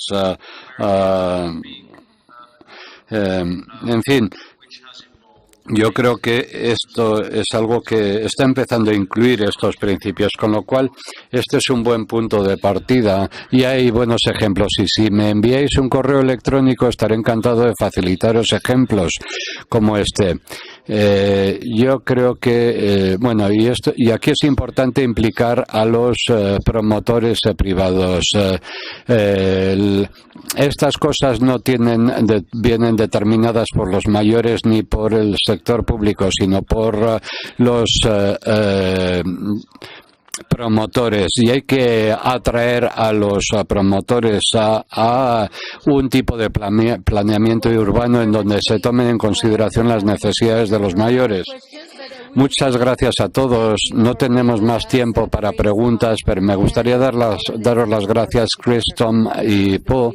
Me gustaría daros las gracias por haber estado con nosotros, por estar con nosotros. Antes de pasar a la pausa de café, me gustaría decir que agradecemos las preguntas procedentes de todo el mundo. Y me gustaría hacer algún comentario que se nos ha transmitido. Lourdes Bermejo dice que muchas gracias por celebrar esta reunión y porque se compartan con nosotros todos estos ejemplos de buenas prácticas. Así que muchas gracias a los oradores y a los organizadores, porque esto es importantísimo para poder hacer algo de autocrítica. José Antonio Odo dice que el edadismo es un camino en dos direcciones, de los jóvenes hacia los mayores, de los mayores hacia los jóvenes. Y Lupe ha resaltado la importancia de implicar a los mayores en los proyectos de su comunidad. Muchas gracias por todos vuestros comentarios. Estamos trabajando todos juntos ahora con el fin de convertir y de construir unas ciudades y unas comunidades más amigables con los mayores. Muchas gracias gracias a todas y a todos y regresaremos en media hora, a las 12 menos cuarto. Muchas gracias a los oradores y esperamos veros la próxima vez aquí en Bilbao. Café, volvemos a las 12 menos cuarto. Los traductores los podéis devolver a la entrada y a la vuelta, por favor, debido a las restricciones de la COVID, que todos sabemos, nos tenemos que volver a sentar en la misma silla. Eskerrik asko, disfruta tu café, eta zuek ere han zaudetenak YouTubetik. Gero arte.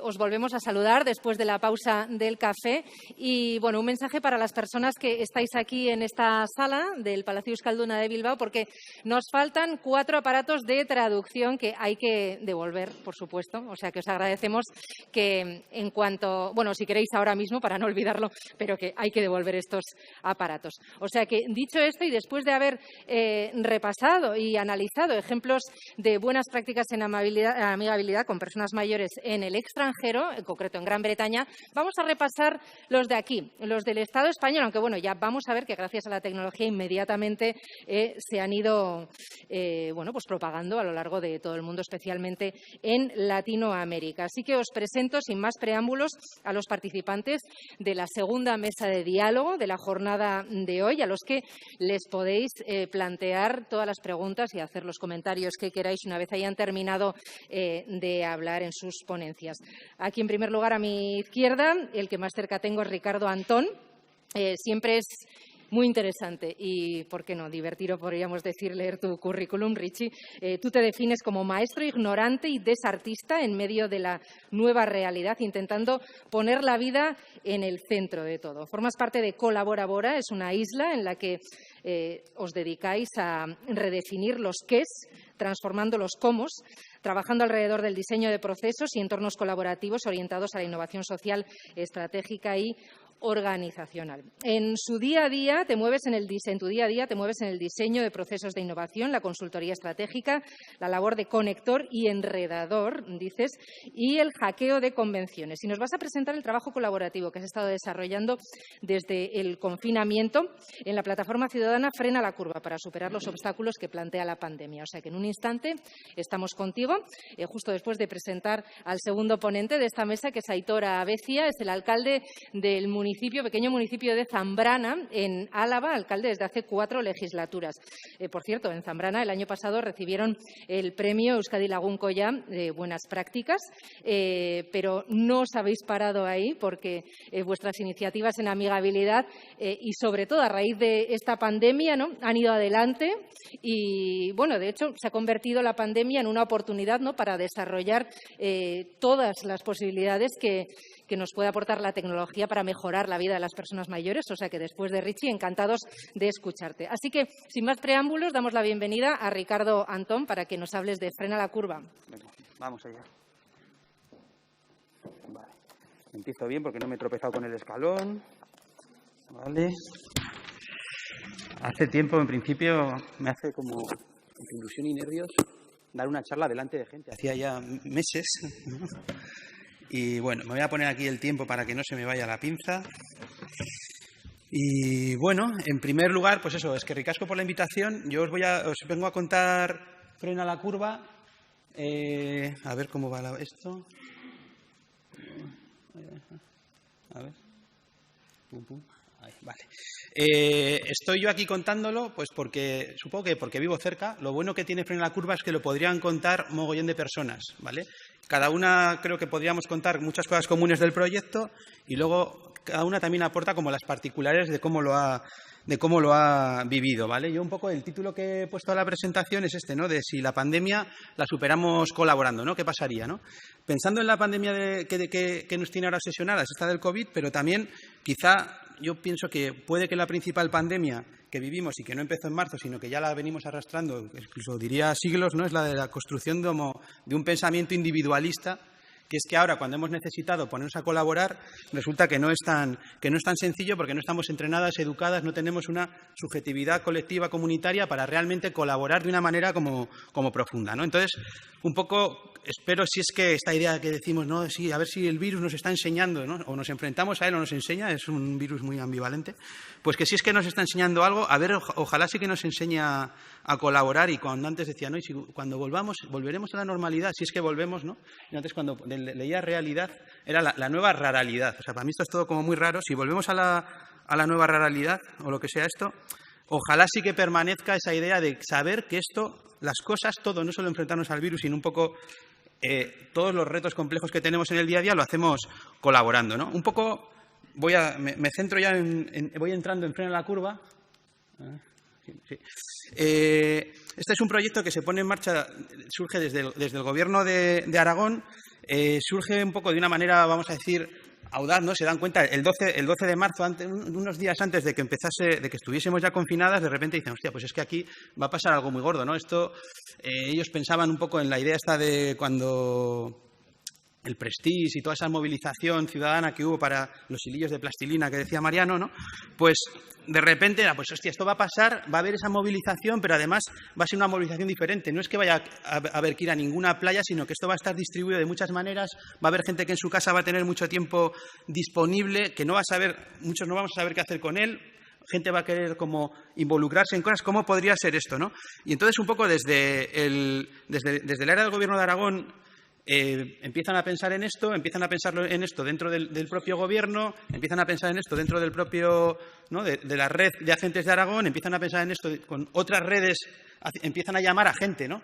Creo que es una cosa importante de Frena la Curva que desde el principio es un proyecto que se abre, ¿no? En el que se suman muchos agentes de carácter muy diverso. No es que desde el Gobierno de Aragón llamasen al resto de gobiernos de comunidades autónomas, llamaron a otros gobiernos de comunidades autónomas, pero también llamaron a empresas, llamaron a asociaciones, llamaron a personas con las que tenían relación, llamaron a muchos agentes. Creo que esa idea de cómo se suman ahí makers, laboratorios ciudadanos, gobiernos locales, y esa amalgama de gente diversa que no tiene como un mismo rol, un mismo perfil, es creo que uno de los valores del proyecto, ¿no? Y un poco esa idea de juntas somos más fuertes, ¿no? Que esto que tenemos que abordar, a ver cómo lo hacemos un poco entre todas. El objetivo inicial de Frena la Curva era esta idea de, bueno, ante esta nueva situación estamos como en un desbordamiento. Cuando esto se desborde, ¿no? Cuando de repente nos veamos confinadas en casa, una situación nueva que no hemos vivido, por lo menos en las últimas 2 generaciones, ¿esto cómo lo vamos a hacer, ¿no? Y entonces, cómo un poco poder pensar en cómo federar como colaboraciones entre agentes diversos para poder contribuir colectivamente a frenar la curva, y si no tanto a frenar la curva, quizá a vivir el confinamiento, ¿vale? A vivir el confinamiento desde el apoyo mutuo, ¿no? Y esa es la primera motivación con la que Frena la Curva surge.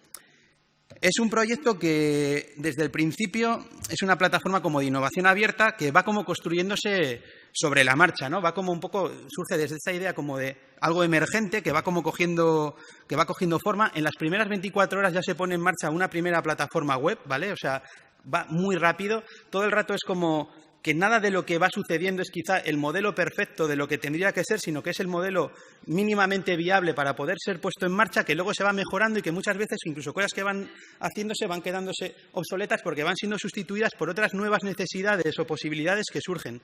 También un poco pensando en que cosas que se iban acometiendo desde Frena la Curva, desde Frena la Curva y desde otras muchas cosas que ha habido en el mundo, ¿vale? Frena la Curva no era como... ha sido una cosa como relevante también un poco porque al ser como de las primeras cosas que se puso en marcha, también mucha gente ha utilizado eso como espacio de referencia, ¿no?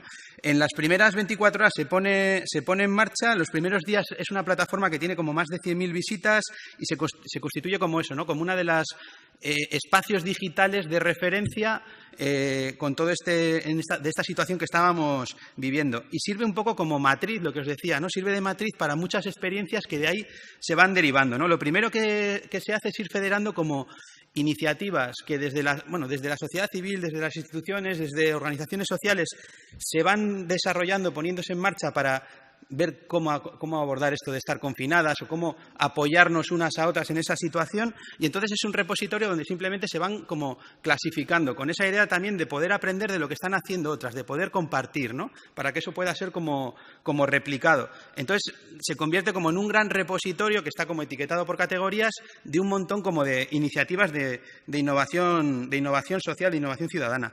El proyecto da un salto cualitativo y cuantitativo muy grande con el mapa ese que veis ahí, que es un mapa que ahí, por ejemplo, es muy importante la iniciativa de una empresa que se llama Kaleidos, que ya venía trabajando con el software este de Usagir, y que es muy importante también que es un software que es software libre, ¿vale? Con lo cual también, al ser software libre, es algo que permite una replicabilidad, una adaptación muy rápida, y entonces se crea este mapa que lo que trata de hacer es como federar gente que necesita ayuda, gente que puede ofrecer ayuda y luego agentes como intermediarios. Una cosa importante que os decía del mapa este es que de repente genera una gran replicabilidad en otros territorios, en otros países, ¿vale? Es una forma muy fácil en la que desde diferentes territorios, me da igual si son grandes o pequeños, o sea, de una manera deslocalizada a través de las tecnologías, esto se extiende de una manera muy rápida. En muy poco tiempo, el proyecto de Frena la Curva está extendido como en 22 países, sobre todo en una red, sobre todo latinoamericana. ¿Por qué se extiende por una red latinoamericana? Por una cuestión, en principio, idiomática, pero también, sobre todo, por una cuestión de relaciones, porque ya había relaciones previas establecidas con agentes que estaban en Latinoamérica conectados con innovación ciudadana. Luego desarrollaré un poco más esto.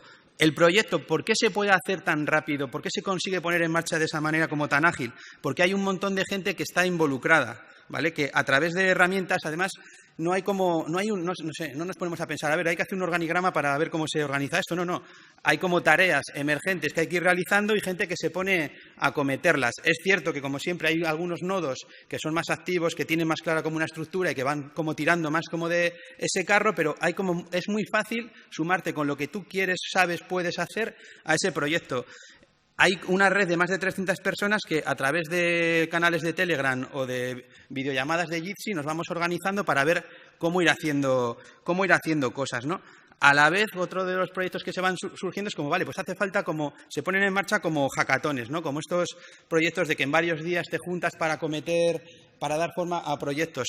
A lo largo de, Frena la Curva también en realidad, cuando ha estado más activo ha sido en un tiempo como de mes y medio, ¿vale? O sea, 45 días. O sea, parece que todas las cosas que pasaron allí es como que son como una vida y en realidad fueron un mes y medio, ¿no? La primera ronda de proyectos tiene que ver sobre todo con cosas situaciones que tenían que ver con la propia situación de estar confinadas o de tener que abordar el freno de la curva, ¿no? Y muchas cosas tienen que ver, se juntaban, ¿no? Con todo esto de los makers haciendo mascarillas, por ejemplo, ese tipo de, proyectos muy ligados a una situación concreta de estar confinadas, de tener que abordar la situación de pandemia.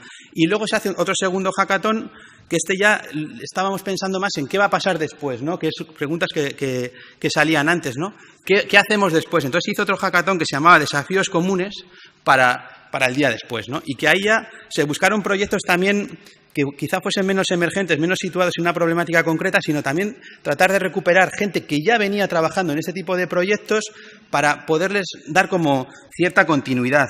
Ahí en estos procesos se acompañaron, se dio pie a que se desarrollasen más 63 proyectos en los que participaron directamente más de 1000 personas que se involucraron de diferentes maneras en el desarrollo, en ayudar a dar forma a ese tipo de proyectos. Al final, así como también, ¿no? Como datos que dimensionan un poco todo esto. O sea, más de 500.000 personas fueron usuarias de la plataforma durante esos tiempos como de máximo confinamiento solamente en el Estado español. Y luego se hizo una actividad que fue un festival, el Festival Frena la Curva, que creo que se hizo el 2 de mayo, que sirvió también con una vocación como de dar visibilidad a todo lo que se había hecho y al cómo se había hecho, ¿no? Que fue una actividad que duró, 12 horas, me parece recordar, que en ese momento estaban viendo 14.000 personas. La dimensión no es que me importe que hubiese 14.000 personas para que digáis, joder, 14.000 personas, sino creo que había, lo interesante de que había 14.000 personas viéndolo es que había mucha gente que se sentía afectada, involucrada, comprometida, relacionada con lo que allí estaba pasando, ¿vale? Entonces había como una especie de comunidad difusa alrededor del proyecto. Y eso creo pues, que es algo que es significativo de este proyecto. Pasaron muchas cosas, como también fueron saliendo como diferentes spin-off. Una que os traía específicamente por situar un poco en lo que estamos hablando hoy, fue esta de Ventanas que Unen, que era una iniciativa pues, que parte de esta situación que estamos viendo, ¿no? De las personas que están en las residencias, cómo no podemos estar con ellas, no podemos visitarlas, cómo hacemos.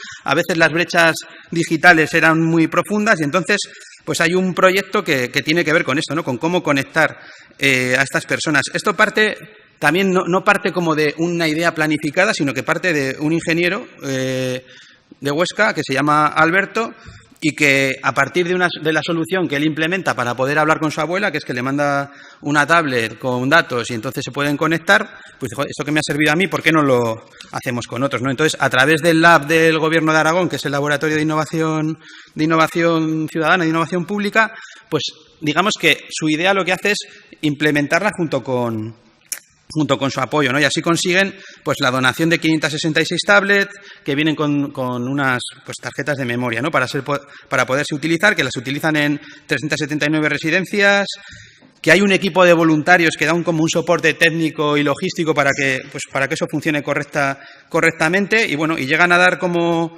soporte como a 28.000 usuarias, ¿no? Y bueno, pues un montón de minutos en los que la gente realmente pues consigues que de manera práctica suceda ese pequeño salto de brecha digital. Ha habido otros muchísimos proyectos que han sucedido alrededor de Frena la Curva. Creo que lo interesante es pensar en Frena la Curva como un gran catalizador de muchas cosas que estaban pasando y que lo que trataba es como de darles pequeños empujoncitos, ¿no? o grandes, depende de los casos, ¿no? Para conseguir que las cosas siguiesen funcionando, ¿no? Os podría contar más proyectos, pero no me da tiempo. Entonces, me voy a centrar en otra cosa que sucedió durante Frena la Curva un poquito. Cuando se hizo Desafíos Comunes ya estábamos pensando, no, hostia, nos está atropellando la emergencia, ¿no? El desbordamiento. Entonces, no queríamos que nos pasase como en otras ocasiones en las que hay un gran pico de solidaridad, colaboración con la que acometer un momento de emergencia, pero luego en lo cotidiano otra vez volvemos a que eso se vuelve a como a desarticular, ¿no? Entonces, dentro de estos Desafíos Comunes, un grupo de personas que estábamos ahí un poco con esa preocupación, pues nos juntamos en una cosa que se llamó colaboratorio, ¿no? Y que tenía que ver con esta idea de si nos enredamos, pero no solamente en este momento concreto, sino cómo articular el ecosistema de innovación ciudadana de una forma sostenida y sostenible más allá de los momentos de emergencia, ¿no? Cómo hacer que la innovación ciudadana se ponga en valor más en la vida como cotidiana, ¿no? Como un hacer más habitual. Y eso es un poco una cosa que estuvimos haciendo ahí durante 4 o 5 días. Nos juntamos y es un proceso que se sigue manteniendo en el tiempo y en el que ahora estamos, pues, muchos agentes, sobre todo a nivel estatal, pensando, ¿no? Un poco en cómo visibilizarnos, cómo reconocernos, cómo mapearnos, cómo hacer que se entienda qué es esto de la innovación ciudadana y cómo se conecta con la innovación pública. Hay otra parte que tiene que ver con construir infraestructuras y recursos comunes, porque en el momento que surgió Frena la Curva tuvimos como que generar todas las infraestructuras de repente o ver cómo cosas que cada una tenía en su mochila las sacaba y las ponía y dices, bueno, a ver si la próxima vez tenemos esto un poco más organizado o cómo tener infraestructuras que poder ir utilizando en el tiempo un poco todo mantenido, ¿no? Y ahí también ahí os he dejado un link a una especie de manifiesto o algo así que sacamos que tenía que ver con, ha llegado el momento de apoyar la innovación ciudadana, o sea, cómo era un poco esta idea de cómo lo ciudadano y lo público tienen que buscar más corresponsabilidad, más correlación con esto que hablamos aquí de la cogobernanza, pues realmente cómo nos cogobernamos, no solamente entre instituciones, sino entre sociedad civil organizada y no organizada, porque también a veces reducimos a lo social, a los que ya están organizados, cómo hacer eso, ¿no? Y es una cosa que creemos que es uno de los retos, ¿no? En esta nueva realidad, cómo tratamos de hacer que esté menos disociado, ¿no? Lo público como algo que asiste, atiende y lo ciudadano, ¿no? Aquí os ponía los retos en los que estamos trabajando ahora en el colaboratorio y otra de las cosas que ha derivado de Frena la Curva es esto que también están trabajando desde pues, Raúl, que es el que está, Raúl Oliván, que está en la dirección del Gobierno de Aragón de este área, que es interesante porque juntan toda la parte que tiene que ver con innovación social y innovación pública, y a la vez está metido ahí todo lo que tiene que ver con voluntariado. Creo que es una mezcla que es curiosa y es interesante. Y ellos ahora han presentado una cosa que llaman el HIP, ¿no? Que es el hexágono de la innovación pública, y que tiene que ver con esto, con instituciones que aprendes, ¿no? Cómo transformar un poco las instituciones que tenemos, que han sido creadas un poco con esta idea de sostener el estado del bienestar, cuando nos hemos dado cuenta de que el estado del bienestar está empezando a ser insostenible y que incluso la visión eurocéntrica esta de el Estado hay que darle un poco la vuelta y ver cómo la sostenemos entre todas. Pues bueno, el hexágono plantea, ¿no?, cosas que quizá antes de frenar la curva estaban ya como implícitas y que ahora se están haciendo más explícitas, y que tienen que ver con cómo pensar en abierto, con cómo pensar las cosas más transdisciplinares, más interconectadas, más transdisciplinares, con hacer las cosas, lo que os decía antes, rápido, ágil, y el otro es prototipar, ¿no?, y el prototipar también con otras, ¿no? Antes, cuando hablábamos de cómo pensar las residencias y tienen que ser cooperativas, creo que si pensásemos las cosas más con las propias usuarias y las personas afectadas, quizá ese proto nos llevaría al co, ¿no? Cómo hacerlo colaborativamente con los que realmente todos los agentes involucrados en todo eso. Y luego una parte de las tecnologías que tiene que ver con cómo, por ejemplo, aquí en Frenar la Curva ha sido muy importante, ¿no?, que las tecnologías, sobre todo además si son libres y abiertas, han permitido como que el modelo se expanda y tratar de que la tecnología no sea una brecha, sino que al revés, sea algo que abre las posibilidades de estar conectadas. Voy fatal de tiempo, pero sí quería en realidad atravesaros algunas ideas que creo que podrían polinizar cosas a partir de lo que nos ha pasado en Frena la Curva, ¿no?, o de lo que hemos aprendido juntas. Esta idea de proyectos mutantes y anfibios, ¿no?, o sea, que no están impulsados o desarrollados por un tipo de agente, ¿no?, sino que están hechos en común por agentes, al final voy a destrozar el micrófono por agentes de características muy diferentes, ¿no? Porque los retos que tenemos son complejos y son muy multinivel, y hace falta que haya esa mezcla. Esta idea de usar como prefijos que nos ayudan como a que lo que tenemos no está funcionando o no está funcionando tan bien como debería funcionar, necesitamos dar un poco la vuelta a las cosas. Entonces estos prefijos nos pueden ayudar a pensar de otra manera, ¿no? Lo mismo con la idea esta de ecosistemas de innovación.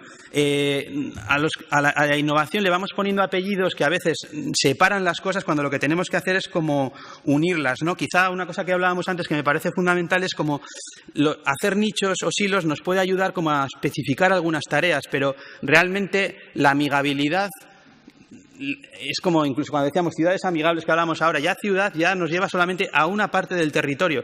Si pensamos la amigabilidad para personas mayores, pero es que si la pensásemos para personas con discapacidad o para las mujeres o para las personas migrantes, o para las personas sin más, probablemente llegaríamos a hacer ciudades amigables, ¿no? En cambio, tendemos todo el rato a buscar como nichos que luego además no tenemos capacidad de conectar suficientemente. Entonces, esta idea de cómo conectar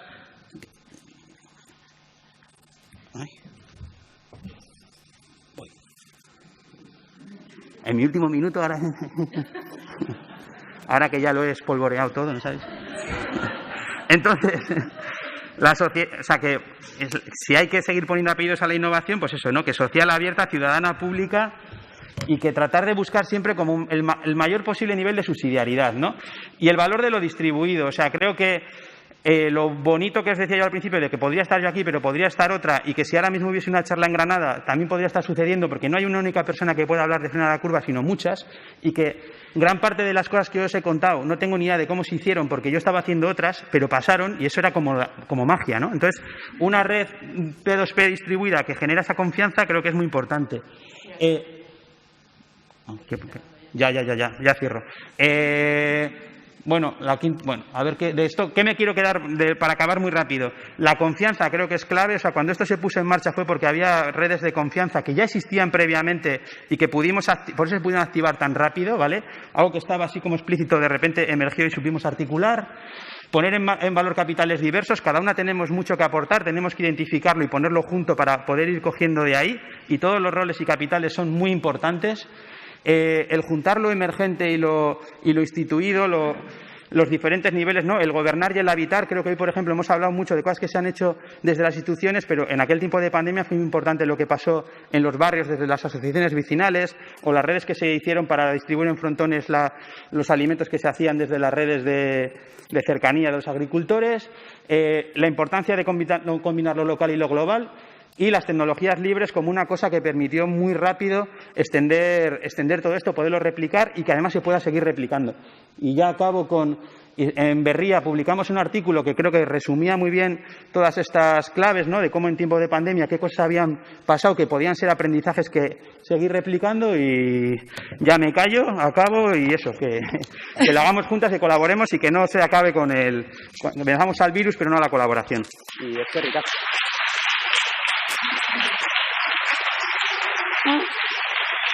Eskerrik asko, Ricardo Anton.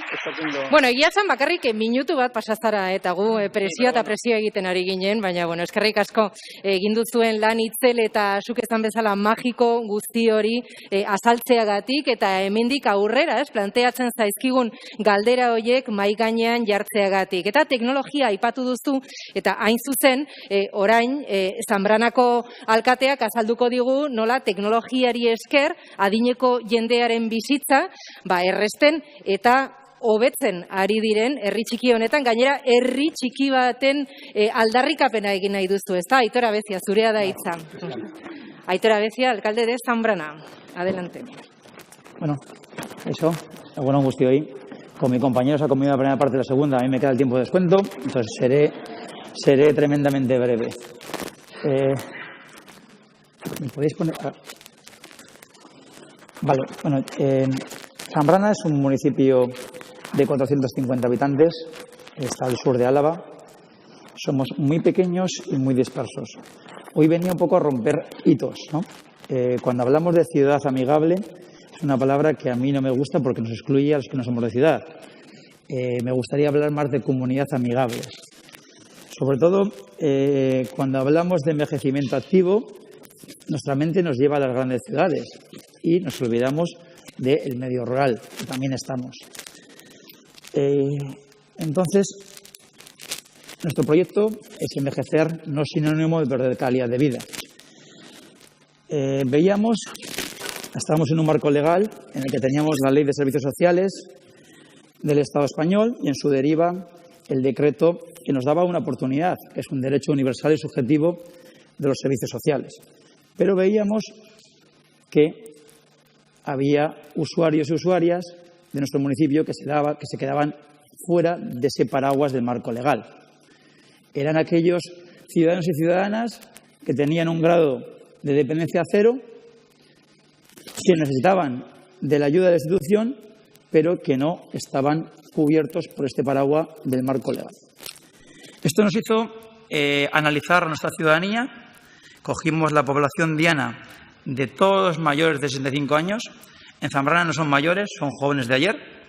Muy importante la terminología, que la terminología sea muy positiva. Cogemos a todos los jóvenes de ayer de mayores de 65 años y les testeamos. Testeamos aproximadamente un 60%. Y la fotografía es la que aparece en la gráfica. En esta gráfica nosotros analizamos 16 parámetros de factores de fragilidad. Como veis, a la mano derecha se quedan los servicios que están recogidos dentro del decreto cartera. Son residencias, prestaciones, centro de día, servicio de atención domiciliaria. Y esos puntitos que veis en medio son nuestros ciudadanos testeados. Como podéis ver, cuando tienen un grado de fragilidad moderado, acceden a los servicios, a partir del leve, del 0,3, están accediendo a los servicios que nos ofrece el decreto de cartera. Pero ¿qué pasa con esos puntitos que se quedan fuera de los derechos universales y subjetivos? ¿Qué pasa con esas personas prefrágiles? Bueno, pues nosotros teníamos que trabajar con ellos, con una política activa muy hecha a la carta, para actuar de manera preventiva y ahorrar en recursos mucho más costosos como residencias, prestaciones, veo a María, ¿no? Servicio de atención domiciliaria. Y esto entramos en un mundo de competencias, ¿no? Porque el decreto nos genera unas competencias. Competencia municipal, competencia de diputación, competencia de gobierno. Yo creo que tenemos que separarnos un poco de las competencias y tenemos que tener un marco muy claro. Hay que trabajar en políticas de prevención, en políticas de envejecimiento activo de verdad, y hechas a la carta. En el ayuntamiento estábamos siendo muy reactivos, pensaba que estábamos siendo muy reactivos. En la parte que me toca a mí, la parte política, habilitamos de economía, de músculo financiero, para trabajar esas políticas de envejecimiento, pero acudíamos muy tarde, acudíamos a los dramas, acudíamos cuando realmente tenían unos dramas personales y familiares muy grandes. Y entonces nos planteamos que tenemos que salir fuera del ayuntamiento, fuera de nuestra zona de confort, y acudir a la ciudadanía antes de que la ciudadanía acuda a nosotros en buscar solución a su drama. Esto nos hace crear un grupo multidisciplinar en el que está la médica de cabecera, la médica del pueblo, la trabajadora social, un agente político, dinamizador y la técnica de cultura. Creamos un grupo multidisciplinar que aborda todo esto. No os voy a contar que esto fuese fácil, pues porque el político se queda en su zona de confort, el médico dice, no, si trabajamos, o sea, que ella trabaja muy bien la prevención, sí, desde la parte sanitaria, y la trabajadora social dice, no, si tenemos unas políticas enormes en contra, o sea, para intentar no avanzar en una degeneración de la gente mayor, sí, pero de la parte social. Entonces esto hace que cada uno salgamos de nuestra zona de confort, creemos un grupo multidisciplinar y entre todos creemos unas políticas personalizadas que trabajen en la prevención en nuestro municipio. Y que os quería poner un vídeo, como no quería hablar mucho, el vídeo habla por sí solo. Y si me podéis poner el vídeo, por favor.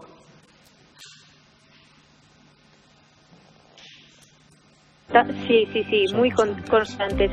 Al final eso llevamos casi 2 años y hay gente que no ha fallado una semana. Falta sonido, ¿no? La habéis pasado muy adelante. Bueno, la habéis Nos reunimos mensualmente para valorar las fichas que nos pasan las profesiones. Envejecer no es sinónimo de perder de vida. Nosotros nos ubicamos en el sur de Araba, la población es tremendamente envejecida. Como el mayor síntoma del medio rural alavés es que tenemos la pirámide demográfica invertida, ¿no? Vamos a crear un escenario en el que la Administración se adelante a los acontecimientos, pasemos de ser reactivos a ser proactivos, a predecir lo que pueda pasar. Casilda, ¿te apetece apuntarte a este programa? Sí, yo todo lo que me diga el alcalde lo haré. Vamos a intentar que esa ciudadanía en situación prefrágil no se vuelvan con el tiempo frágiles.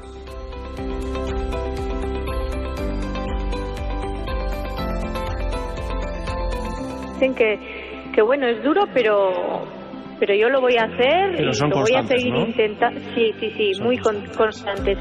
Al final eso llevamos casi 2 años y hay gente que no ha fallado una semana.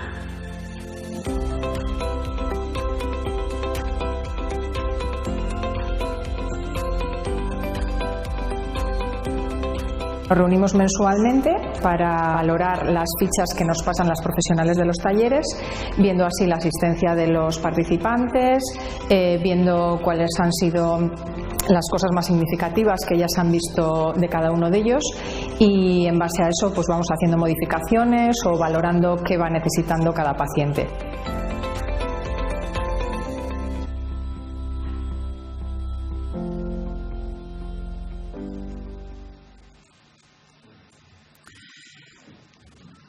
Bueno, pues las líneas que trabajamos nosotros de manera presencial eran las siguientes. Un lugar de encuentro.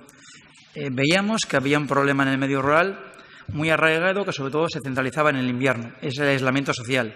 Eso tenía su repercusión médica. Los antidepresivos eran uno de los medicamentos más recetados en aquellas parejas que habían perdido a su cónyuge.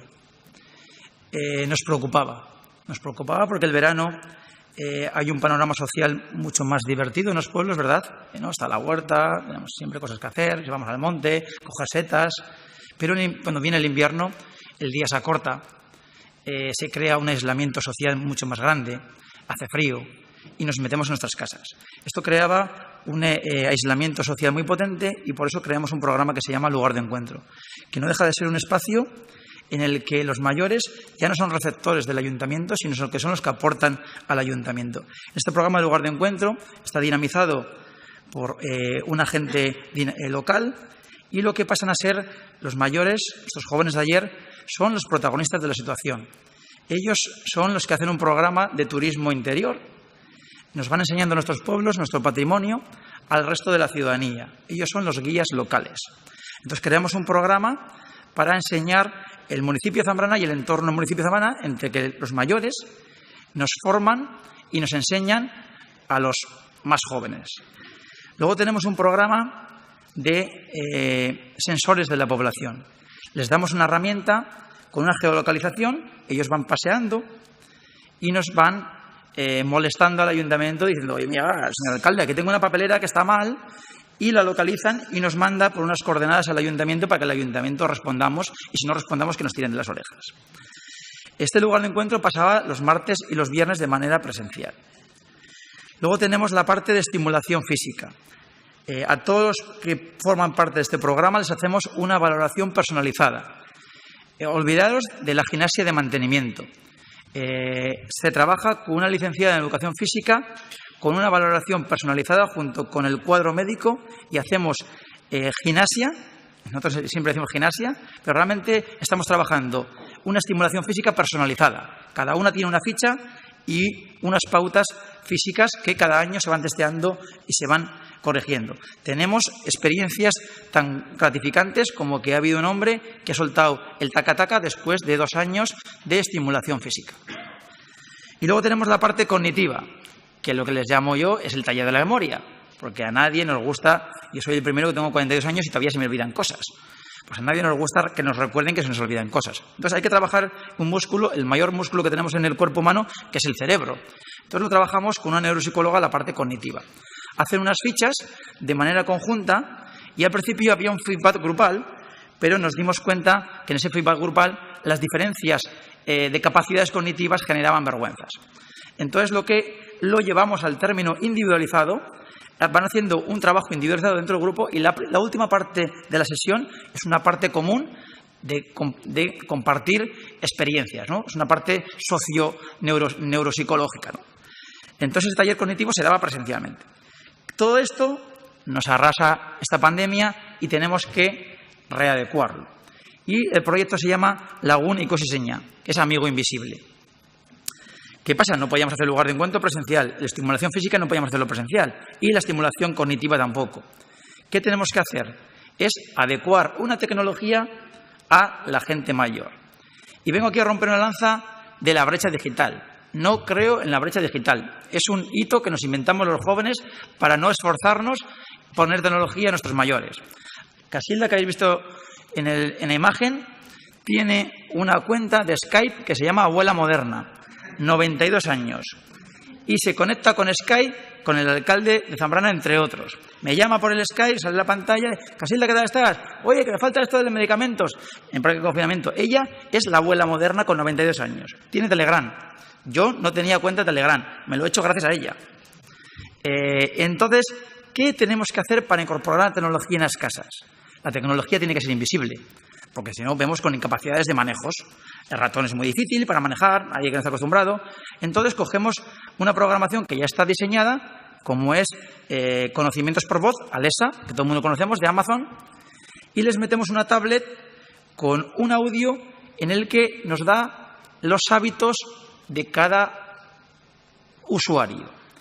Si tú no te conectas con Alexa en la mañana, al ayuntamiento, a la persona, al trabajador social, nos da unas alertas. Todo el mundo somos personas de costumbre, nos levantamos a una hora parecida, nos comunicamos con Alexa a una hora parecida. Alexa, buenos días.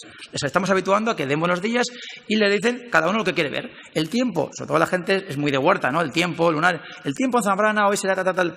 Esa comunicación de Alexa diaria, Alexa es una amiga, Alexa es un compañero y Alexa es alguien que está recogiendo los hábitos diarios de las personas. Si durante un día nadie se comunica con Alexa, algo está pasando en ese hogar. Entonces nos da un feedback y nos manda una alerta al sistema que tenemos en el ayuntamiento. Pero es que luego este sistema llega muy amplio. También se puede comunicar con la médica cabecera por Skype, se comunica con la trabajadora social, incluso les metemos agenda semanal de las actividades del ayuntamiento que a ellos les gusta, incluso les recordamos sus medicamentos. A través de Alexa les podemos mandar una agenda y les va recordando: oiga, señor Amancio, usted se tiene que tomar a las 2 la pastilla de la tensión. Sí, esa pastilla azul pequeñita que tú tienes. le va marcando. Ahora estamos en una fase de que queremos que incluso las pastillas se las enseñe a Alesa y que Alesa reconozca que esa es la pastilla o no es la pastilla. Pero luego, lo más importante, todos los programas se trabajan vía online. Ellos no son capaces de entrar a YouTube a poner los programas de envejecimiento activo con Maider, que lo estamos haciendo ahora vía virtual. Mediante una programación vinculada a Alesa, les recuerda a la agenda que a las 4 de la tarde tienes gimnasia. Y automáticamente en esa tablet que está fija se pone la gimnasia. Y ellas hacen gimnasia y no veas cómo hacen gimnasia de casa. Ellas se ponen a las 4, les va recordando por voz que a las 4 están, a las 4 ellas preparan, cogen sus botes de tomate, cogen su tetabric, toda la ficha que viene acompañada, y ellas hacen gimnasia y ellos hacen gimnasia a las 4 de la tarde. A su vez, está vinculado con un programa que se llama Naya, en el cual hacemos estimulación cognitiva.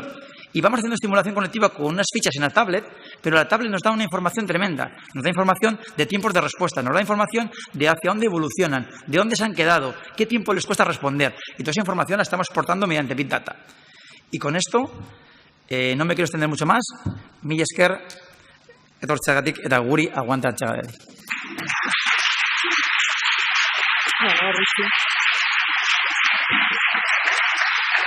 Eskerrik asko Aitor Abeziari, Zanpranako alkateari, Zanpranan,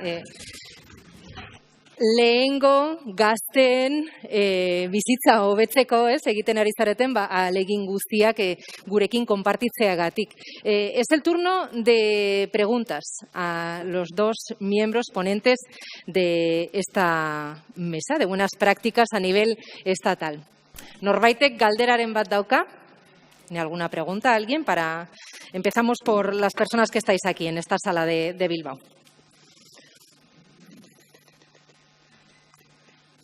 Sí, gracias. Bueno, hola a vosotros, a Aitor y a Ricardo. Una pregunta. Bueno, primero te voy a decir a ti, a Ricardo, que se me ha quedado corto el programa que tú traías, que realmente necesitaba mucho más tiempo para explicarlo y realmente cogerlo. Me ha parecido muy bueno, pero no te voy a hacer la misma pregunta que hice antes. Y a ti, Aitor, solo una pregunta. En el equipo multidisciplinar, ¿cuántos mayores participan? Que pertenezcan al conjunto del médico, tal, no sé qué, mayores.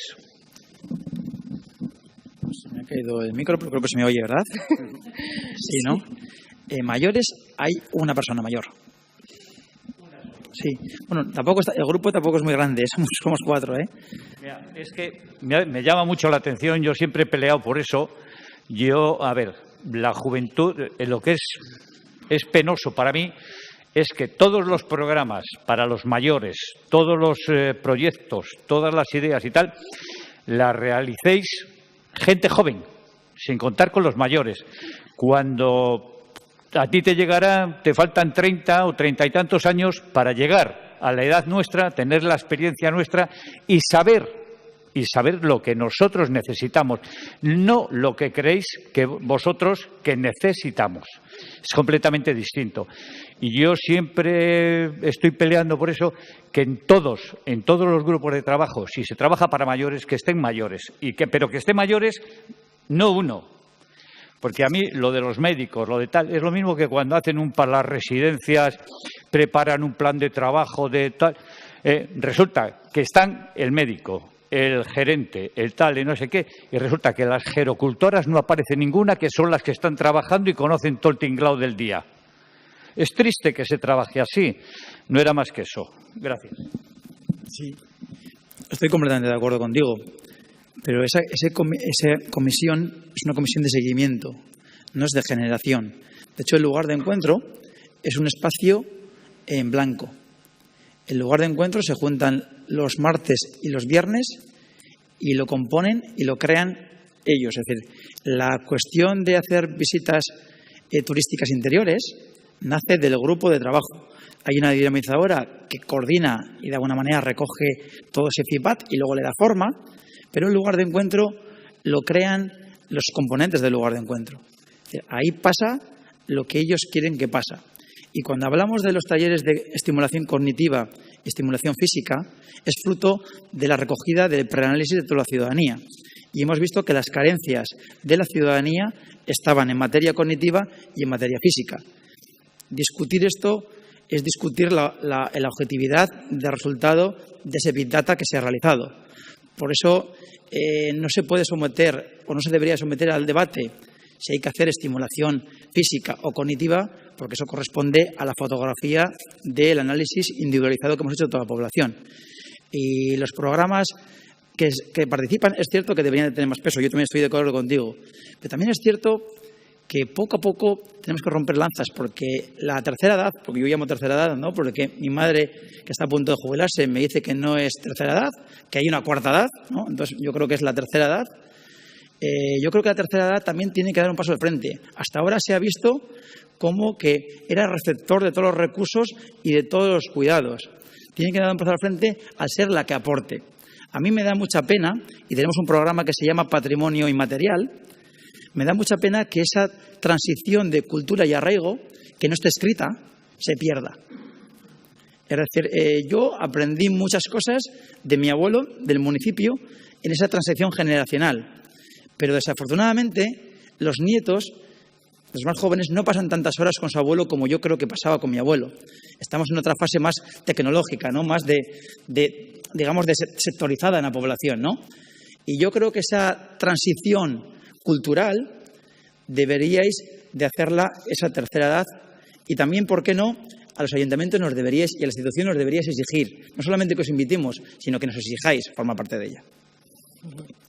Sí, María José Alfaro Ramos pregunta, Aitor, ¿la intromisión de Alexa en el hogar dónde deja la protección de la intimidad? Es una cuestión que nosotros nos planteamos, que es la ley de la protección de datos. Es algo que estamos trabajando inicialmente. Cuando colocas Alexa, que es esa pantalla que va con un altavoz incorporada en el que siempre está enchufada para que nunca se quede sin batería, porque se puede quedar sin batería, entonces siempre la enchufamos, tienen que firmar los protocolos de protección de datos. Las personas que vivan solas, que no tienen un sobrino, una hija, un hijo, que puedan interrelacionar con ellas, tienen que dar su consentimiento para que la trabajadora social y la médica puedan interconectarse con Alexa, porque Alexa se mete en su hogar. Aquellas personas que tienen familia le van a dar la autorización a sus propios familiares.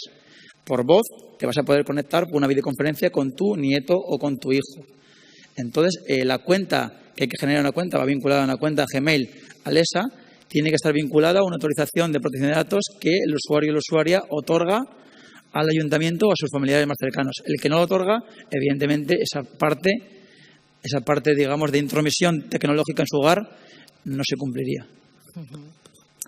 Gracias. Y para Richie, hay varias personas que están destacando que tu intervención y el proyecto del que has hablado, Frena la Curva, que supone aire fresco, pero antes de que comenzara esta conferencia, estábamos hablando tú y yo y me decías que estas iniciativas no dejan de quedarse en iniciativas igual aisladas las unas entre las otras, ¿no? Como en burbujas, mayores o pequeñas, pero que muchas veces no se conectan, porque falta que todos los grandes agentes de nuestra sociedad se impliquen en esta innovación social, ¿no? Que nos acabe uniendo a todos para que realmente tengan un verdadero impacto.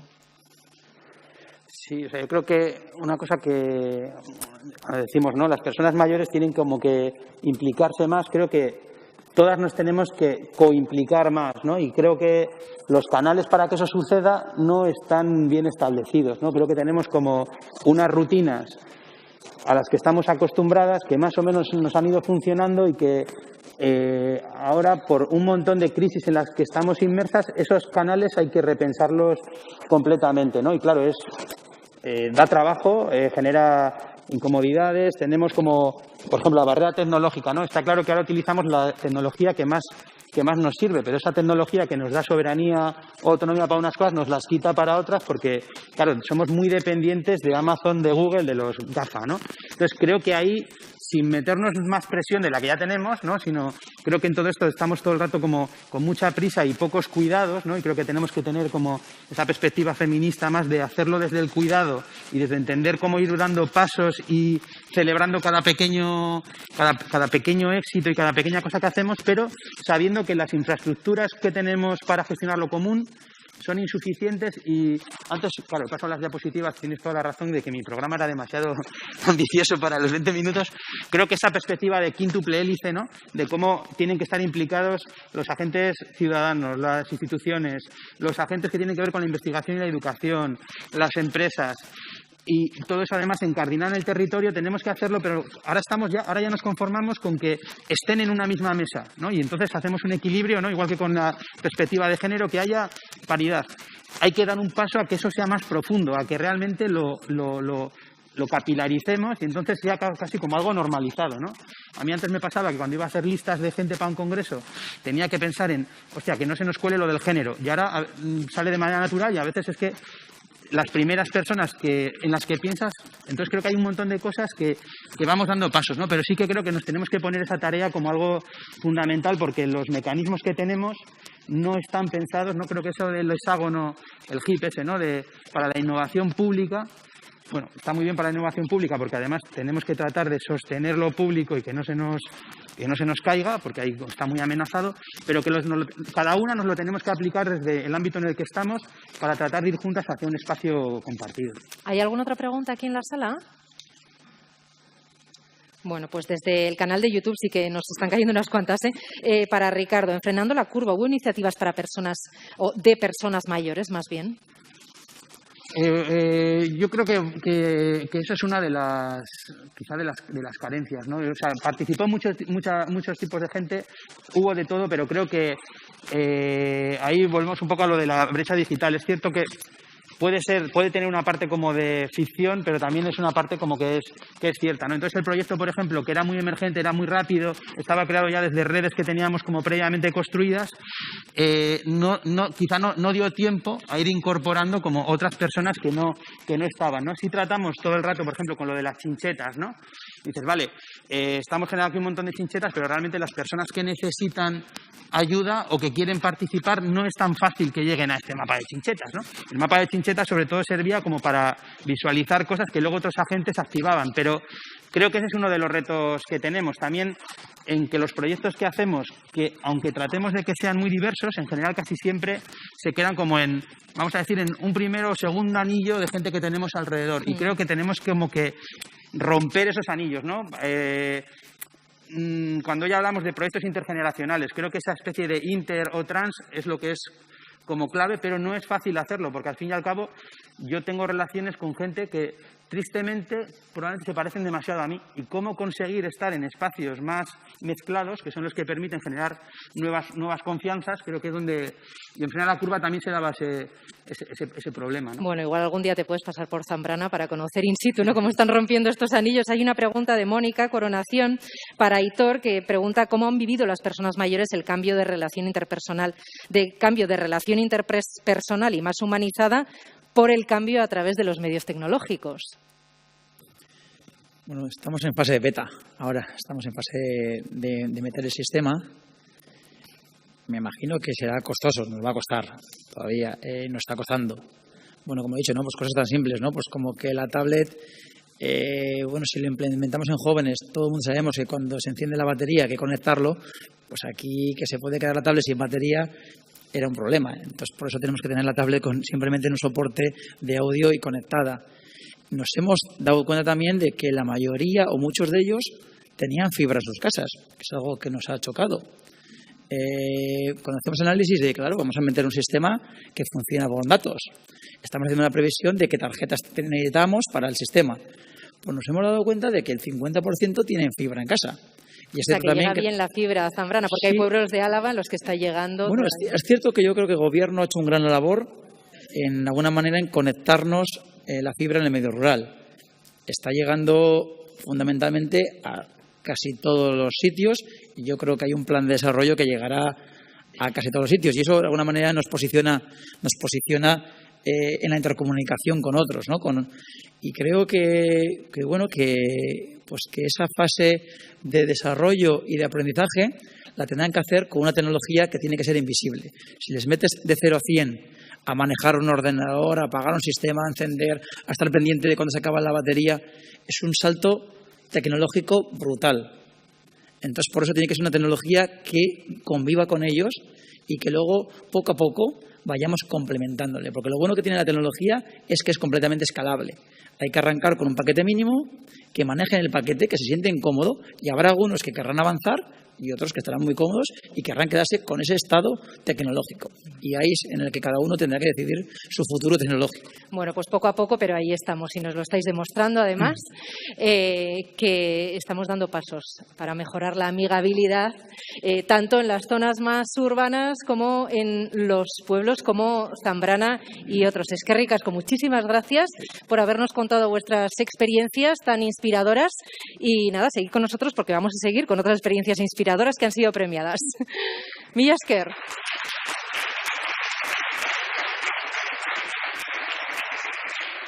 Eta baita zuei ere galderak egiteagatik, hain zuzen jarraitu behar dugu, oraindik ere bi kasu inspiratzaile dauzkagu eta horrexegatik aurten Euskadi Lagunkoiaren saria jaso dute. Eta oraintxe bertan aurkeztuko dizkizuegu. Gasteiztik eta Donostialdetik.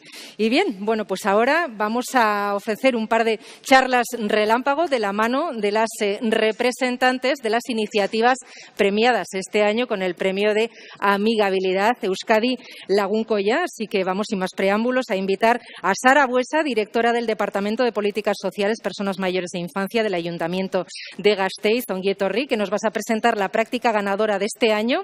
Es el programa Estamos Contigo.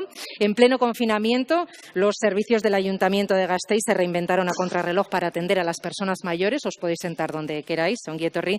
Y también invitamos a Enara Solabarria, directora gerente de Nagusilán, una ONG de Guipúzcoa de voluntarios, que nos va a contar la práctica ganadora con el premio Accessit, programa Hilo de Plata. Es un servicio gratuito de acompañamiento telefónico en situación de soledad no deseada. Un servicio que, bueno, aumentó, ha crecido con el confinamiento. Muchísimas gracias por estar aquí y por vuestro trabajo que está siendo reconocido en esta jornada. O sea que adelante, Sara, te damos la bienvenida. Si quieres hablar desde el asiento o... Vale, ¿tienes el mando? Muy bien. Luego aquí mismo de pie. Vale, como quieras, ongi etorri, adelante. Vale, bueno, eskerrik asko, Vanessa, eta lehenik eta behin eskertu nahi dut, hemen egoteko aukera, jardunbide egokiak ezagutzeko eta partekatzeko gune, horrelako guneak oso aberasgarria dira eta bueno, Gasteizko Udalaren zurekin gaude programa aurkeztu ahal izanagatik oso pozik dago, vale. Bueno, decía que estoy muy contenta de estar hoy aquí, ha sido muy interesante compartir toda la jornada y además me alegro de hablar al final, ¿no? Porque han sido muy inspiradoras todas las experiencias que hemos ido conociendo y también, bueno, pues es un placer para nosotras poder traer un poco del trabajo que hemos desarrollado en el Ayuntamiento de Vitoria a lo largo de la pandemia a través de este programa, ¿no? Estamos contigo. Bueno, en Vitoria compartimos un poco también ese espíritu, ¿no? Esa visión que ha trasladado Aitor, ¿no? Desde Zambrana, de trabajar mucho en la clave de prevención y de envejecimiento activo. Entonces, llevamos años desarrollando una red de centros, tenemos una red de 15 centros socioculturales de mayores que cuentan con una serie de servicios. Por destacar algunos de ellos, pues tienen, aparte del servicio de información, podología, parques de salud, tenemos una red de comedores de mayores en los que diariamente ofertamos 600 comidas, ¿no? Hacemos una oferta de cursos y talleres que hacemos desde la propia institución, pero también hay un montón de actividades autogestionadas donde las propias personas mayores que lo desean en comisiones manejan un presupuesto, se organizan diversas actividades, ¿no? Os he puesto ahí algunos datos para que os hagáis una idea, pero bueno, tenemos más de 35.000 personas usuarias de esta red, que supone el 50% de las personas mayores de 60 años de nuestra ciudad. También ponemos mucho peso en desarrollar programas comunitarios, ¿no? Trabajando en coordinación con los distintos agentes de las zonas. Llegó el coronavirus, el 10 de marzo se decretó el cierre de servicios de atención diurna y de los centros socioculturales de mayores, el 14 de marzo se inició el estado de alarma y el confinamiento. El servicio de comedores de mayores lo aguantamos abierto un poquito más todo lo que se pudo porque entendíamos que era un servicio que cumplía una función muy importante para muchas personas y además, bueno, aunque fuera una semana más, esa semana nos dio tiempo, nos dio ese margen para poder reorganizar todo el servicio, contactar con todas las personas, valorar cada caso, de manera que en el momento en el que se cerraron, en ese mismo día a 100 domicilios llevamos comida a domicilio, a otros les habíamos dado indicaciones de otro tipo, bueno, pero poder gestionar un poco este cambio, ¿no? Pero nos surgía ahí muy fuerte esa pregunta, ¿no? ¿Cómo podemos reinventarnos y seguir atendiendo, dando respuesta a las personas mayores que ahora están confinadas en sus domicilios, ¿no? Entonces, teníamos una gran ventaja. Tenemos las infraestructuras, tenemos toda esta infraestructura que os he contado de centros y teníamos un equipo profesional. Tenemos cerca de 90 profesionales que trabajan en torno a los centros socioculturales de mayores, entre técnicos municipales, ¿no? que se encargan un poco de desarrollar todos estos programas y técnicos de la empresa gestora, ¿no? Sirimiri, pues desde técnicos de animación sociocultural, agentes de información, monitores, además de otros programas que desarrollamos con el programa de apoyo a cuidadores o bueno, de los propios servicios sociales de base que podíamos poner a disposición, ¿no? Entonces, con eso habilitamos un dispositivo de atención telefónica para hacer llamadas a las personas mayores. El horario lo establecimos de lunes a domingo y desde las 10 de la mañana hasta las 7 de la tarde, todos los días haciendo llamadas.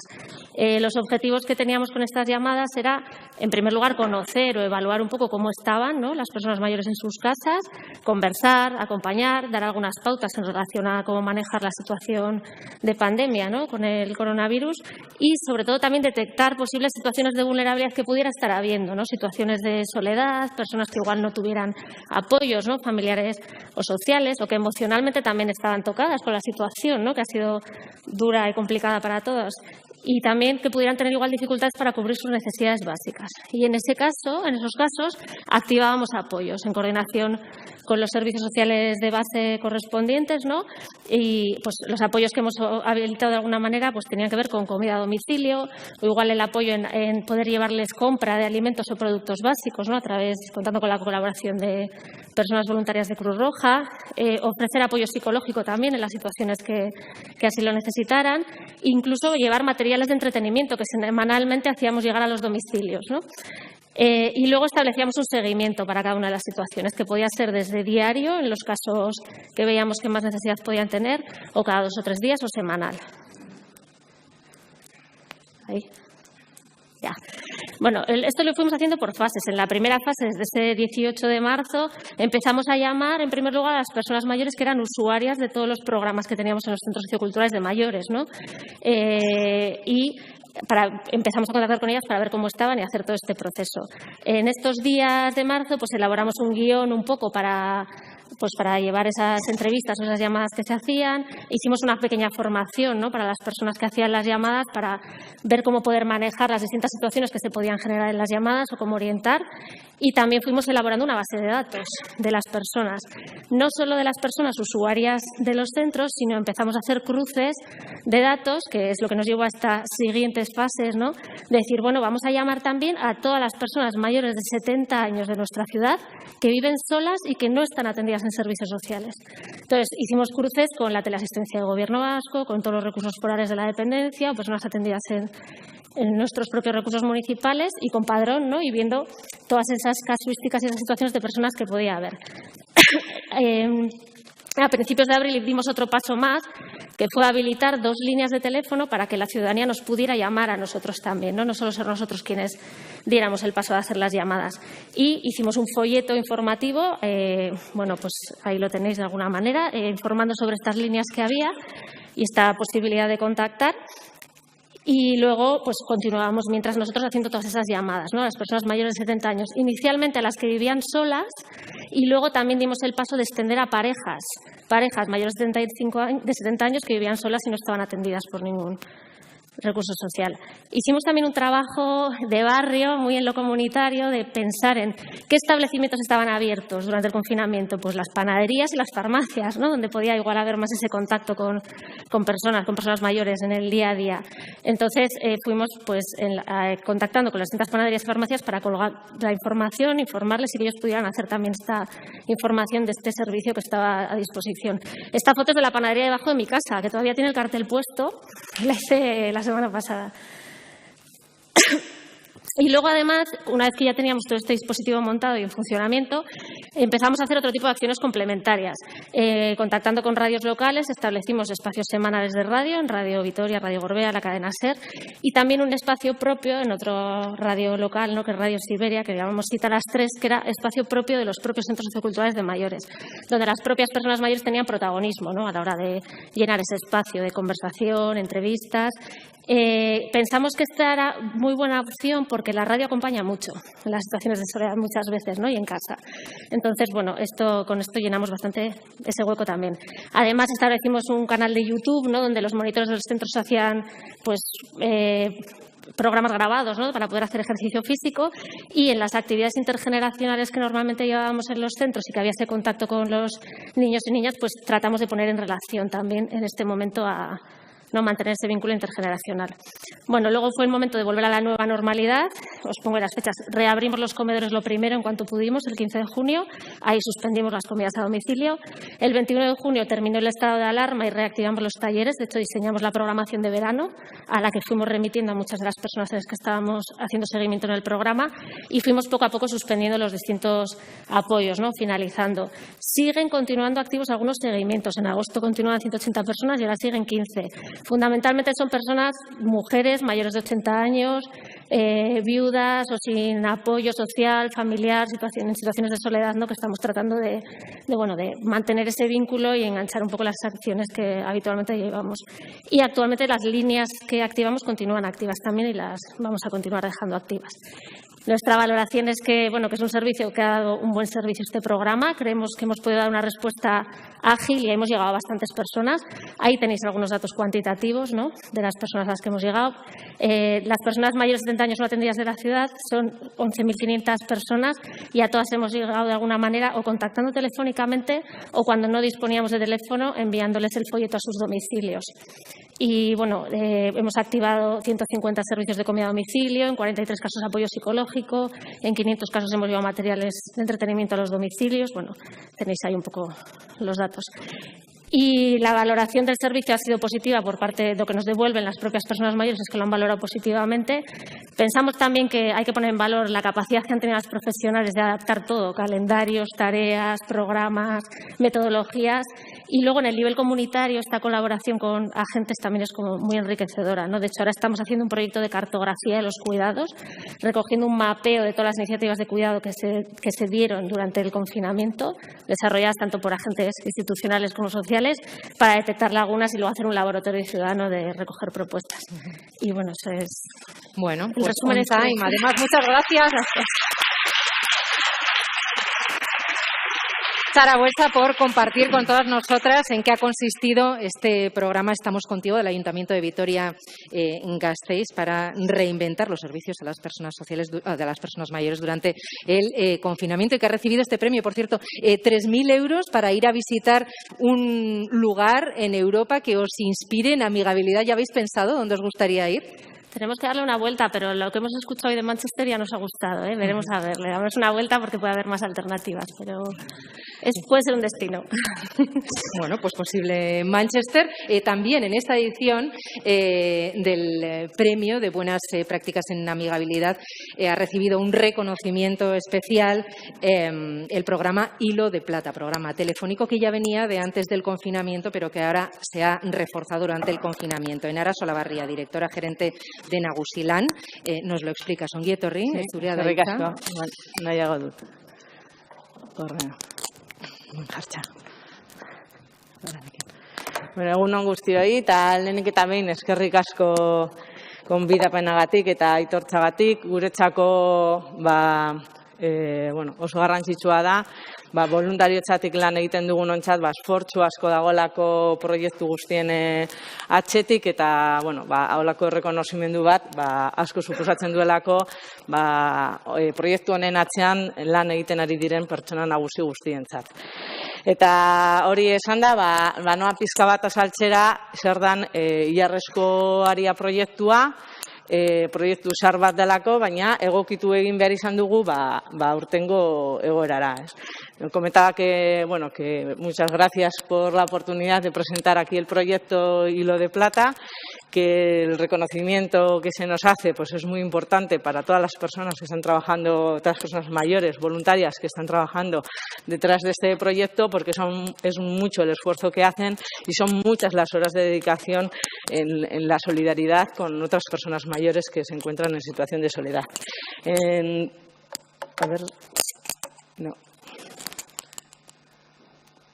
Aurrera egiteko. En primer lugar, ubicar el Hilo de Plata. El Hilo de Plata es un proyecto de la asociación Nagusilán. Nagusilán nace hace 25 años, concretamente en Donostia, y nace de la mano de un grupo de personas que conocen las experiencias de voluntariado de Estados Unidos, de personas jubiladas en Estados Unidos. Y le traen aquí las experiencias de voluntariado para acompañar a personas mayores en situación de soledad. En esos acompañamientos a las personas en situación de soledad que son muchas, se empiezan a desarrollar actividades voluntarias de diferente tipo en diferentes ámbitos. Se empieza a acompañar en residencias, en actividades de acompañamiento grupal e individual, se empieza a acompañar en centros de día y se empieza a acompañar en domicilios.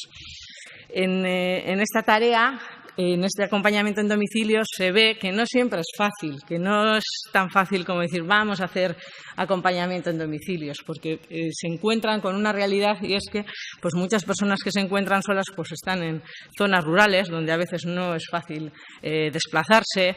Hay muchas personas en situación de soledad en viviendas con poca accesibilidad, donde es difícil salir o entrar, y también hay una reticencia o hay una dificultad a veces de entrar o de abrir nuestra puerta de ese espacio más íntimo, ¿no?, que es la vivienda. Entonces, abrir a una persona desconocida o nueva, pues muchas veces no es tan fácil.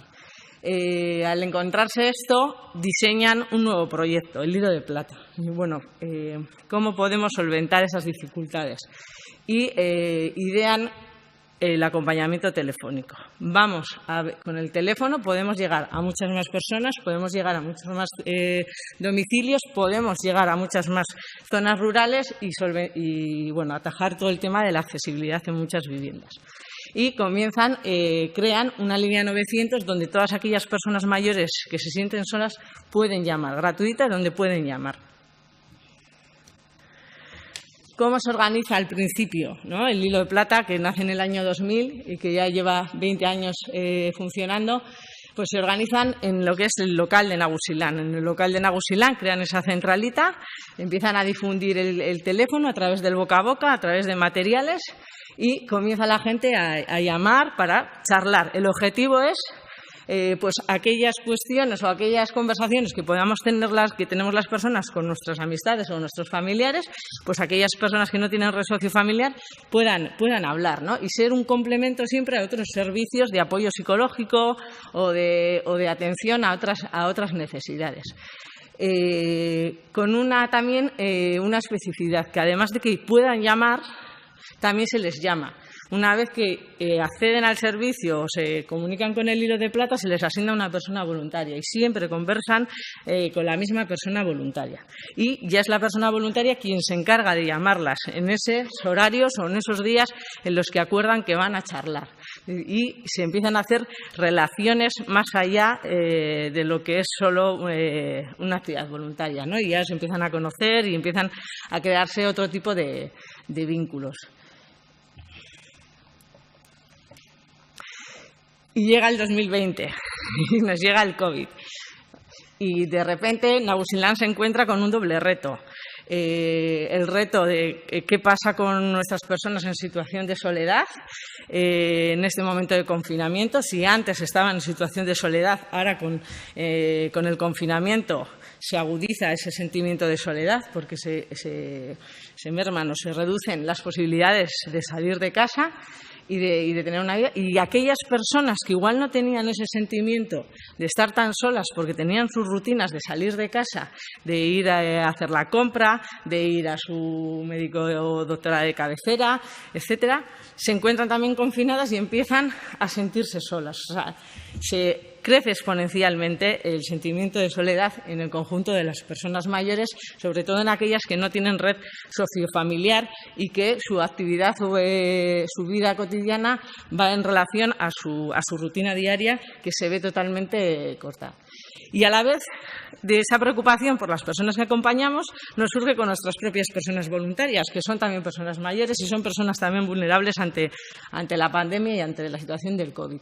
Y claro, y de repente tenemos un montón de personas voluntarias que están acostumbradas a hacer actividad y acompañar en nuestros domicilios. Pues ahí hicimos una reflexión rápida y dijimos, oye, tenemos un recurso que se adapta perfectamente a esta situación, que es el poder acompañar telefónicamente. Tenemos que ver cómo lo podemos adaptar técnicamente a esta situación y activar todas estas personas voluntarias mayores que están deseando hacer algo con todas esas nuevas personas mayores que se sienten solas, ¿no? Y que necesitan un apoyo que muchas veces no es más que hablar un rato y ocupar esas largas horas de las tardes que para todos y para todas han sido aburridas, pero si encima no tienes red sociofamiliar, pues ha sido todavía mucho más duro. Y entonces comenzamos rápidamente decir, bueno, ¿qué hacemos? ¿Cómo lo hacemos? Teníamos que solventar una cuestión técnica que era importante. Entonces, el método de antes de tener una centralita y de ahí llamar y recibir llamadas ya no nos servía porque estábamos cada uno en nuestros domicilios. Y entonces, lo que hicimos es ver técnicamente cómo podríamos hacer eso, de que las personas voluntarias llamasen a las personas que lo necesitasen, pero además con unos condiciones, pues todo el tema de la protección de datos, la confidencialidad. Entonces no era un tema sencillo, pero bueno, al final sí que encontramos la forma de que se pudiera llamar vía oculta y poder activar a todas esas personas voluntarias. También adaptamos todo el tema de la formación. Claro, muchas personas voluntarias ya estaban formadas, ya tenían experiencia en lo que es el acompañamiento, pero se estaban ofreciendo muchas otras personas nuevas para hacer este acompañamiento que había que formar, que había que orientarlas en cómo técnicamente hacer las llamadas y también cómo hacer ese acompañamiento para que realmente fuese un acompañamiento efectivo, ¿no? Con resultados. Y luego también vital el coordinarnos con otros servicios. Veíamos que era totalmente complementario a otros servicios de necesidades y había que coordinarse para atender todas las necesidades. Nosotros estábamos para acompañar las largas olas de soledad y había otros servicios para acompañar necesidades básicas de alimentación, etcétera. Y luego darse a conocer. Una de las cosas más complicadas era también llegar a las personas que se sentían solas.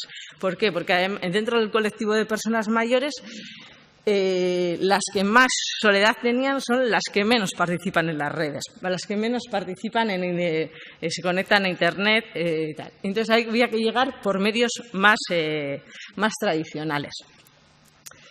Y entonces hicimos una campaña. La campaña fue, primero, con profesionales, con otros recursos que estaban en activo y estaban acompañando a personas mayores en otros aspectos, en tema de atender alimentación, limpieza, etcétera.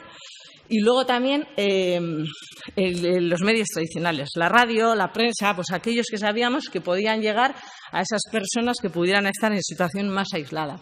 Nos incorporamos a la red Guztion Artean. Ahí lo que hicimos es derivar, porque muchas personas llamaban y decíamos, bueno, pues si es esta necesidad, pues vamos al teléfono Guztion Artean para que Cruz Roja y las redes locales atiendan esta parte. Para si necesitaban atención psicológica, además de conversar, estaba el programa ADI, estaban los colegios de psicólogos y psicólogas también haciendo actividad.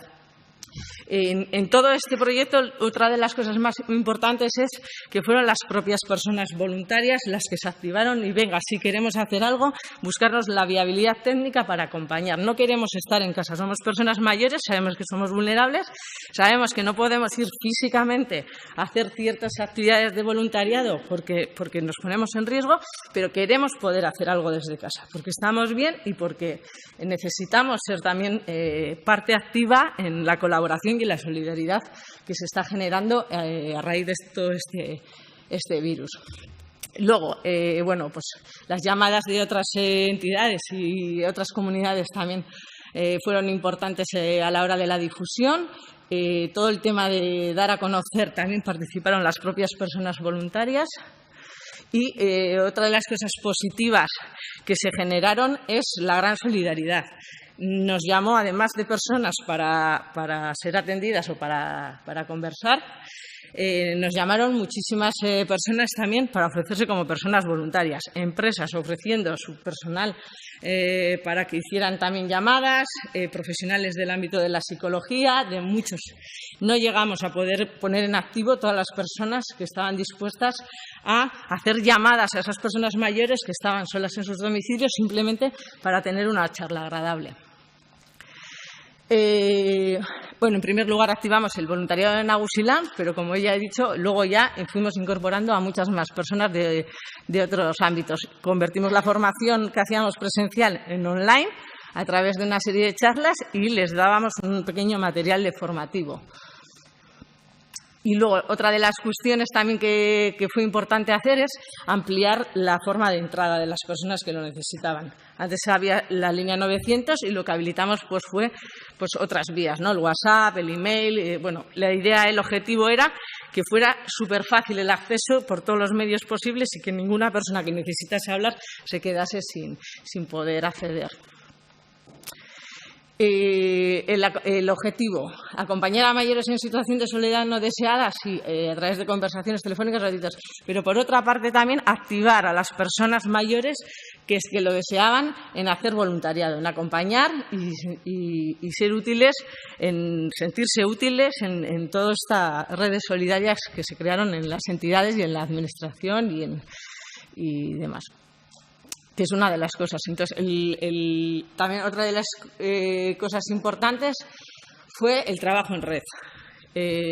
Sin el trabajo en red no hubiera sido posible acompañar a tantas personas. El trabajo con los servicios sociales de base, el trabajo con los centros de salud, etcétera, porque eran ellos, a través de las llamadas, quienes identificaban qué necesidades tenían las personas mayores y cómo se veía que muchas de las personas mayores que llamaban necesitaban conversar con alguien, ¿no? Tener esa conversación y hablar de cómo lo estaban viviendo y qué sentimientos tenían. El número de llamadas realizadas pues fueron más de casi 5.500, fueron 63 personas voluntarias las que estuvieron bueno, pues de lunes a domingo llamando y teniendo conversaciones bueno, pues muy variopintas. Cada persona hablaba de lo que le apetecía en cada momento y fueron más de 12.000 horas de voluntariado por parte del conjunto de personas que participaron. Logros conseguidos. Para nosotros ha sido muy importante desde el voluntariado demostrarnos, sobre todo, que hemos sido capaces de decir, venga, hay que dar una respuesta rápida, la situación lo requiere y organizándonos pues hemos podido responder rápidamente a una necesidad que tenían nuestras personas acompañadas, pero también nuestras propias personas voluntarias, porque también lo que generamos fueron redes de grupo de WhatsApp para acompañar todo nuestro voluntariado, que también era mayor y estaba confinado, y que muchas también de esas personas vivían solas y se sentían solas porque habían dejado de hacer su actividad normal. Cuánto hemos podido, el trabajo en red que se ha hecho ha sido muy importante, el demostrarnos que podemos trabajar diferentes sectores juntos y que esa coordinación redunda en muy buenos resultados. Han sido más de 24 servicios sociales, las agencias de voluntariado, fundaciones, centros de salud, empresas. Gracias al labor de voluntariado, pues también el impacto empresa fue importante. Y bueno, pues casi 550 solicitudes en los 3 meses. Esta es un poco la nueva imagen que va a tener el hilo de plata, con el nuevo sistema lo que va a hacer es ampliarse. Lo que ha venido a traernos esta situación es una nueva organización del proyecto que creemos que puede abarcar y llegar a mucha más gente. Y la evaluación ha sido muy importante. Hicimos una evaluación en verano sobre las personas que acompañamos a través del Hilo de Plata. La satisfacción era muy alta. Es más, el resultado ha sido que muchas de las personas que comenzamos a acompañar durante el confinamiento se quedan en el proyecto, quieren seguir con esas conversaciones, y por parte de las personas voluntarias en los talleres que desarrollamos, lo más importante que han comentado o que resaltaban era la sensación de ser útiles, ¿no? Y salir de esa estigmatización de son las personas no mayores, hay que tener cuidado, no se puede hacer nada. No, pues han podido hacer. A través del teléfono han podido seguir activas. Y muy rápidamente, bueno, pues que el impacto social, transferibilidad, que es un proyecto que es muy sencillo, pero que creemos que vale, que puede hacer mucho acompañamiento a muchas otras personas, y es que ricasco.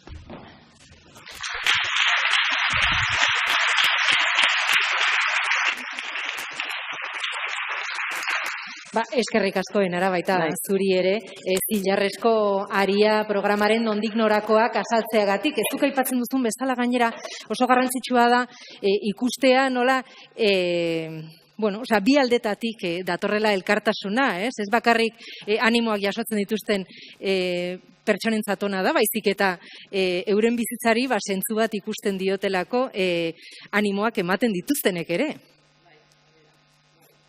Batez ere, beraiek aipatu dutena, ez? Azkenean, etxean egotea eta ikustea ezin dutela hasier egin, beraientzat oso gogorra izan da. Batez ere, ohitura, boluntariotza lanetan ibiltzen ohitura daukaten pertsona horientzat. Beraz, satisfazioa beraientzat izan da itzela, eta horretan jarraitu nahi dute. Azkenean, nagusia dira eta asko daukate erakusteko eta egiteko gizarte honetan.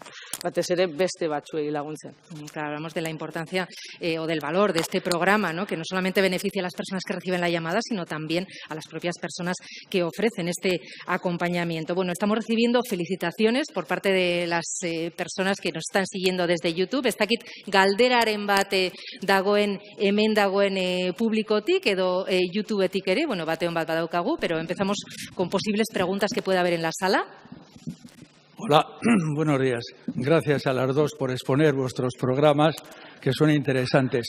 Yo querría decir, a mí me parece que Nagusilán, que estáis haciendo una gran labor, es una parte que debiera de asumir las instituciones públicas, y en parte lo están haciendo, porque nos ha explicado cómo las llamadas telefónicas de acompañamiento para las personas mayores y demás.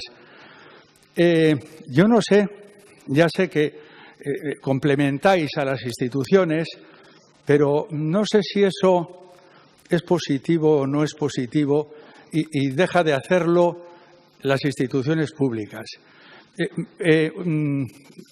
En Portugalete, en el Ayuntamiento de Portugalete, ya el año pasado, antes del COVID, se vio la necesidad que en los servicios sociales faltaba el área esa de acompañamiento.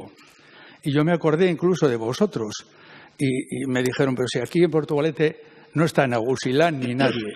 Entonces, formó un grupo dentro de los servicios sociales en los que efectivamente también incluyó y pidió voluntarios, y consiguieron un grupo de 30 personas voluntarias que ayudaban a los servicios sociales municipales. Porque en estos tiempos, el llamar a las personas mayores, sobre todo, si no dices que eres del ayuntamiento, incluso diciendo que eres del ayuntamiento desconfían, pues yo creo que sería mucho, me parece, y no es porque yo sea de Portugalete, sino que me parece más interesante que haya asumido la labor propia, los servicios sociales municipales, apoyaos pues como vosotros o gente como vosotros.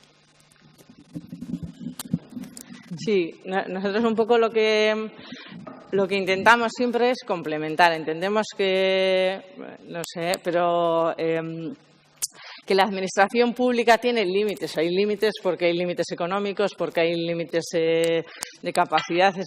Y luego entendemos también que lo que pretendemos es tener conversaciones, ser una voz amiga, ser alguien con quien, pues, oye, quedar un día y vamos a tomar un café, vamos a charlar, sobre todo para aquella gente. Entendemos que esa parte es inasumible desde la administración pública. Sí puede haber llamadas de seguimiento, sí puede haber en momentos puntuales llamadas para ver qué tal estás, para demás, pero ese de sin hora, vamos a hablar de lo que te apetezca todas las semanas, un par de horas, pues de tus aficiones, de lo que has visto en la tele, de si te preocupa la familia, si no te preocupa la familia, de si la vecina mete ruidos y tal.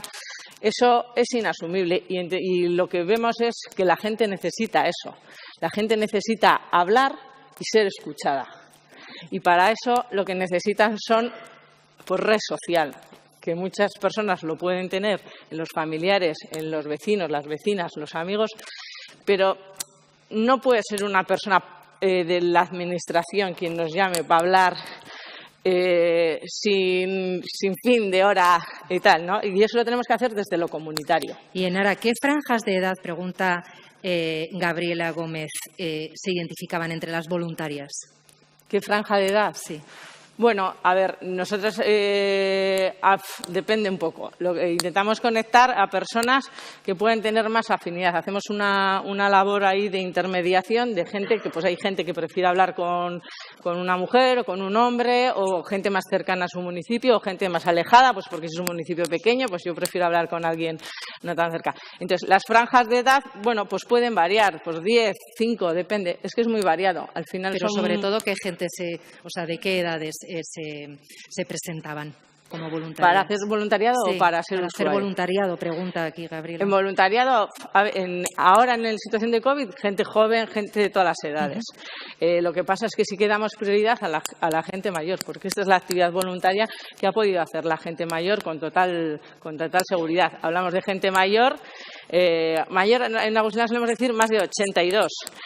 Los demás, bueno, pues son jóvenes, con edad, pero jóvenes todavía. Y sobre todo priorizamos a partir de los 60. A partir de los 60. Pero bueno, ha habido gente, se ha ofrecido gente de todas las edades. Vemos que sobre todo hay mujeres, ¿no?, entre las que se ofrecen a llamar. ¿Y los hombres? ¿De qué manera se pueden desahogar si no está hablando?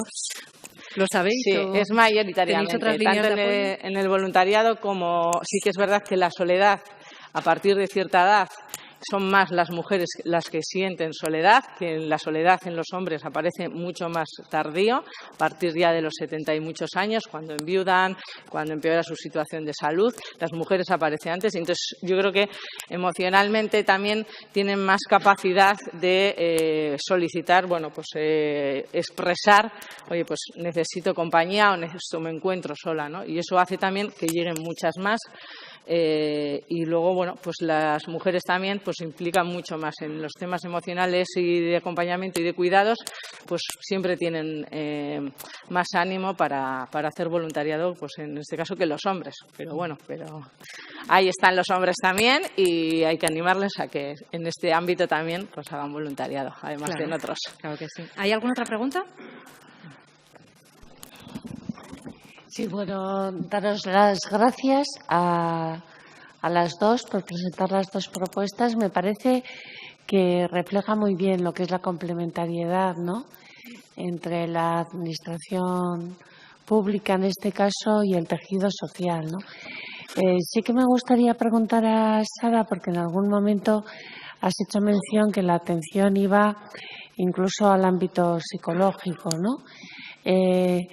Bueno, por una parte me resulta muy esperanzador que los profesionales pues tengan esa capacidad de flexibilizar, ¿no?, de cambiar la situación, cambiamos lo que hacemos, ¿no? Bueno, a veces se nos critica, yo creo que con razón, de que son los ciudadanos los que tienen que entrar en nuestras cajas, y yo creo que revela esto que no, que también la administración puede adaptarse. Pero sí que, bueno, pues me ha llamado la atención ese dato, en la medida en que podía haber personas que quizá pues necesitaban no solo un acompañamiento psicológico, sino incluso una coordinación con salud mental. No sé si en ese sentido habéis podido avanzar algo, porque me imagino que habrá habido personas que igual necesitaban específicamente una atención mayor, no sé. Sí, el dato que he dado de apoyo psicológico es que, bueno, realmente, como bien has dicho, en esta situación quizás hemos trabajado con mucha más agilidad y flexibilidad, ¿no?, de la que suele ser habitual en la Administración. Y es verdad, yo creo que esto nos ha enseñado muchas cosas en ese sentido. Pusimos a disposición de todo lo que fuera necesario, todos los programas que teníamos de alguna manera. Entonces, en concreto, el apoyo psicológico, dentro de otro programa, que es el programa de apoyo a familias cuidadoras, contamos con esa función de apoyo psicológico, ¿no?, con programas psicosociales. Entonces, la psicóloga del programa de apoyo a cuidadores era la que atendía situaciones que íbamos viendo, que podían requerir esa necesidad de apoyo porque emocionalmente estaban en una situación complicada. Pero además de eso, ha habido una relación de coordinación muy estrecha. O sea, cuando veíamos que había casos que podían necesitar otro tipo de apoyos, tanto de servicios sociales, pues desde un servicio de ayuda a domicilio, valorar otro tipo de situaciones, se coordinaba a través del servicio social de base, ¿no? Y, por supuesto, en coordinación también con otros sistemas, a nivel de salud mental, el sistema sanitario, en coordinación con la atención primaria de salud también, ¿no? Porque es verdad, la mayor parte de casos, este dispositivo que montamos realmente, las personas que hacían las llamadas no eran estrictamente de los servicios sociales de base, por decirlo de alguna manera, ¿no? Pero el hecho de estar juntos dentro del mismo departamento, además, está todo perfectamente canalizado, ¿no? Si se veía que podía, en ese guión que hicimos, estaba toda esta parte también de cómo orientar, en qué tipo de situaciones hay que canalizar ya al servicio social de base, hacer una atención más personalizada o hacer una valoración más en profundidad y coordinar con los apoyos que puedan ser necesarios. Sara, eta beste galdera bat zuretzat, Elena Martínezek bidaltzen dizu, nola kudeatuko da proposamen berriak aurrera eramateko komentatu duzun hiritar laborategia. ¿Cómo se va a gestionar este laboratorio ciudadano para poder llevar a cabo, sacar adelante nuevas propuestas? Sí, bueno, eso lo he comentado rápido al final porque me parecía interesante, porque es verdad, y yo también estoy de acuerdo con lo que estaba comentando Nara, que somos muy complementarios, lo que podemos hacer desde la Administración y lo que pueden hacer desde otras redes, vosotros desde Nagusilán o en concreto ahora, como en origen de la pandemia, han salido también redes ciudadanas de apoyo que han hecho cosas muy interesantes, ¿no? Entonces, de alguna manera, la sensación que tenemos es se han hecho muchas cosas muy interesantes, pero no sé en qué medida hemos estado totalmente coordinados o nos conocemos bien los unos a los otros, ¿no? Entonces, de ahí esta idea de hacer esa cartografía de los cuidados durante el COVID, de qué ha pasado con todas las entidades que han participado. Entonces, se ha invitado, en concreto en Vitoria, a todas las plataformas ciudadanas, asociaciones, entidades o administración pública que conocemos que han desarrollado acciones relacionadas con los cuidados durante el COVID, para compartir todo el mundo lo que hemos hecho, mapearlo gráficamente y visualmente también, y a partir de ahí ya con esas mismas personas y con alguna otra persona que forme parte de las distintas administraciones y entidades que podemos conocer del sector, hacer esa reflexión de conjunto en ese laboratorio ciudadano, ¿no? Y ahora, o sea, ¿qué lagunas hay o qué hace falta, ¿no? ¿Qué ideas pueden surgir? Y eso se va a hacer en el mes de enero, esa parte del laboratorio. Bueno, zuk esan duzun bezala, eta nik uste dut goiz osoan zehar entzun ditugula, koordinaziorako eta elkarlanerako deiak, beraz, nik uste dut hauek direla, mezu nagusiak hemendik aurrera egin beharreko lanaren inguruan. O sea que con estos mensajes tan claros, sobre todo apelando desde el principio, ¿no?, a la coordinación, colaboración, pues que deberían ser como las guías, ¿no? A partir de ahora, para ir trabajando en espacios, comunidades, ciudades, pueblos, zonas rurales más amigables con las personas mayores. Por mi parte, yo lo voy a dejar aquí. Ahora es el turno de Mariano Lavarrieta, que se va a encargar de cerrar esta jornada, empezando por la entrega, o bueno, no sé si las propias galardonadas son las que van a recoger sus premios de buenas prácticas de Euskadi Lagunkoia de este año 2020. Si te parece, Marian, yo me despido y lo dejo todo en tus manos. Zorionak, berriz ere, eta eskerrik asko bazuen lan inspiratzailearengatik. Eta zuei eskerrik asko.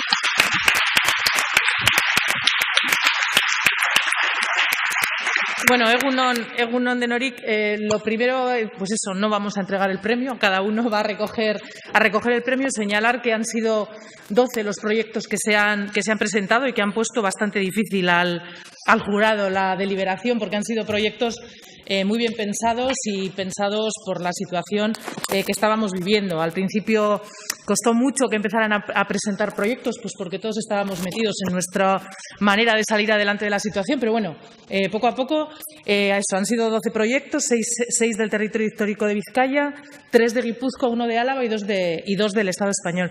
En cualquier caso, nuestro reconocimiento a todos ellos y nuestro agradecimiento por presentarlo. Por parte del primer accessit que van a recoger es, como ya sabéis, a Nagusilán, y va a ser José Luis Elosu quien lo recoja de la mesa donde están los... Y Joaquín Arratibel. Okay. Sí, sí.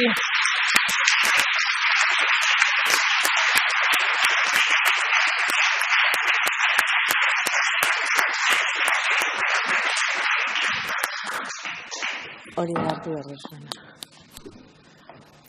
Hartu. Joaquín, que lo cojan. Joaquín? Bueno, nik noski eskerrak eman nahi ditut. Lehenbiziko, Eusko Jaurlaritzai, nola ez ba, gure sari hau emateatik. Bi motibo dauzkan nire iritziz fundamentalak. Batetikan da voluntarioak animatzea, eta bestetik ikusi deu, da gaur erremita hau, Hilo de Platako erremita hau oso baliozua dala, eta ez konturatu baina arte horren baliozua danik, horren baliozua danikan oaingo COVID hau azaldu arte. Hor konturatu gea, da gaula erremita oso ona. Horregatik, gehi bat eskerrik asko. Decía que muchas gracias al Gobierno vasco por el premio que nos han otorgado, pero es fundamentalmente por 2 motivos. No porque ha sido para Nagusilán, no, sino porque da valor en sí a una herramienta estupenda que tenemos, que es el Hilo de Plata. Y lo ha demostrado esta COVID, que todavía, aun habiendo valorado nosotros positivamente, ha demostrado que todavía es de mucho más valor de lo que esperábamos. Por lo tanto, no nos conformamos con lo que hemos hecho, sino al tener esta herramienta tan valiosa, la tenemos que desarrollar a tope. Gracias por todo.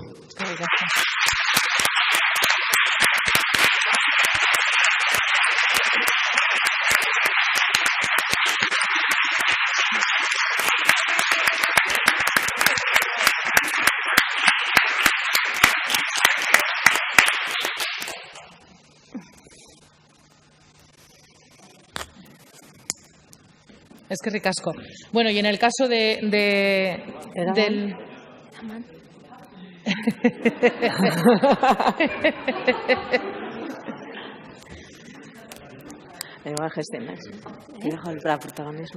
Vale, y por parte del Ayuntamiento de Vitoria-Gasteiz, quien va a recoger el premio va a ser Sara, que es quien además conoce bien el proyecto y nos lo ha presentado. Es que ricasco, Sara.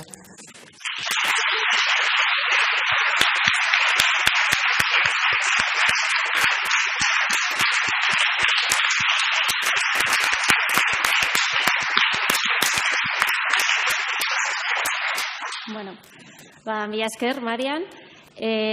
Gasteizko udalaren gizarte zerbitzuen izenean, bi hotzez, eskerrak ematen ditut Euskadi Lagunko Jasari horengatik.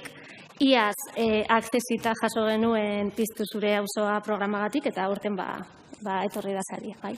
Ilusio handia sortzen digu eta motivazio injekzio handi bat da gure lanarekin jarraitzeko bide honean gaudela adierazten digu, bai. Decía que, bueno, que en nombre del Ayuntamiento de Vitoria-Gasteiz recojo este reconocimiento a las buenas prácticas de Euskadi Lagunkoia 2020 con mucha ilusión, con emoción y con orgullo también. El reconocimiento al trabajo que uno desarrolla siempre se agradece, ¿no? Pero en estos tiempos difíciles que nos está tocando vivir, pues nos llega y nos emociona especialmente. Sobre todo por lo que supone de poner en valor el excepcional trabajo que desarrolla todo el equipo de los centros socioculturales de mayores. A todas las personas que forman parte del mismo va dedicado este reconocimiento, que es merecidísimo. Y también deseo hacerlo extensivo a todas las profesionales de los servicios sociales en general, cuya labor no siempre es visible o suficientemente valorada. La pandemia nos ha puesto fuertemente a prueba La gestión de la emergencia no ha sido ni está siendo fácil.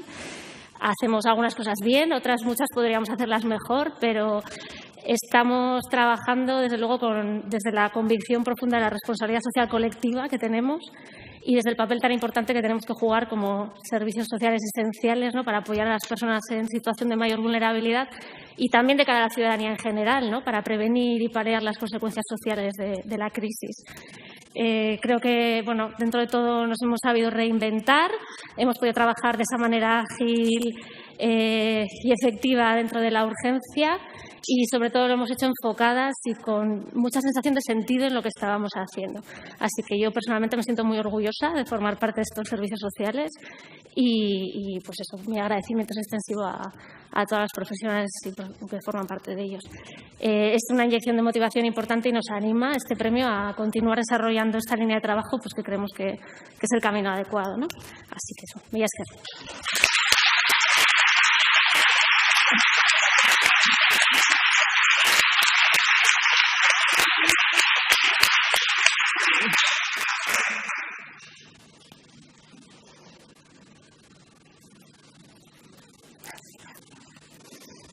Bueno, yo creo que ya vamos acabando. Creo que la amigabilidad ha estado en el centro de todo. Hemos hablado de ciudades amigables, de pueblos pequeñitos amigables, de apoyos amigables, de atención amigable, con lo cual hemos hecho un buen trabajo, habéis hecho un buen trabajo, pero creo que queda mucho por hacer. Mi reconocimiento a la organización que nos ha dado tantos quebraderos de cabeza de cómo lo hacíamos presencial, no presencial, cuánta gente venía. Creo que ha salido bien. Mi reconocimiento tanto al personal del Gobierno como de la Fundación Matia y, como no, a nuestra presentadora, moderadora, que se le ve que está muy implicada también en todo este mundo. Es que ricasco. Y bueno, esto se acaba. Os agradecemos a los que estáis aquí, a los presentadores de las ponencias que han estado en las redes.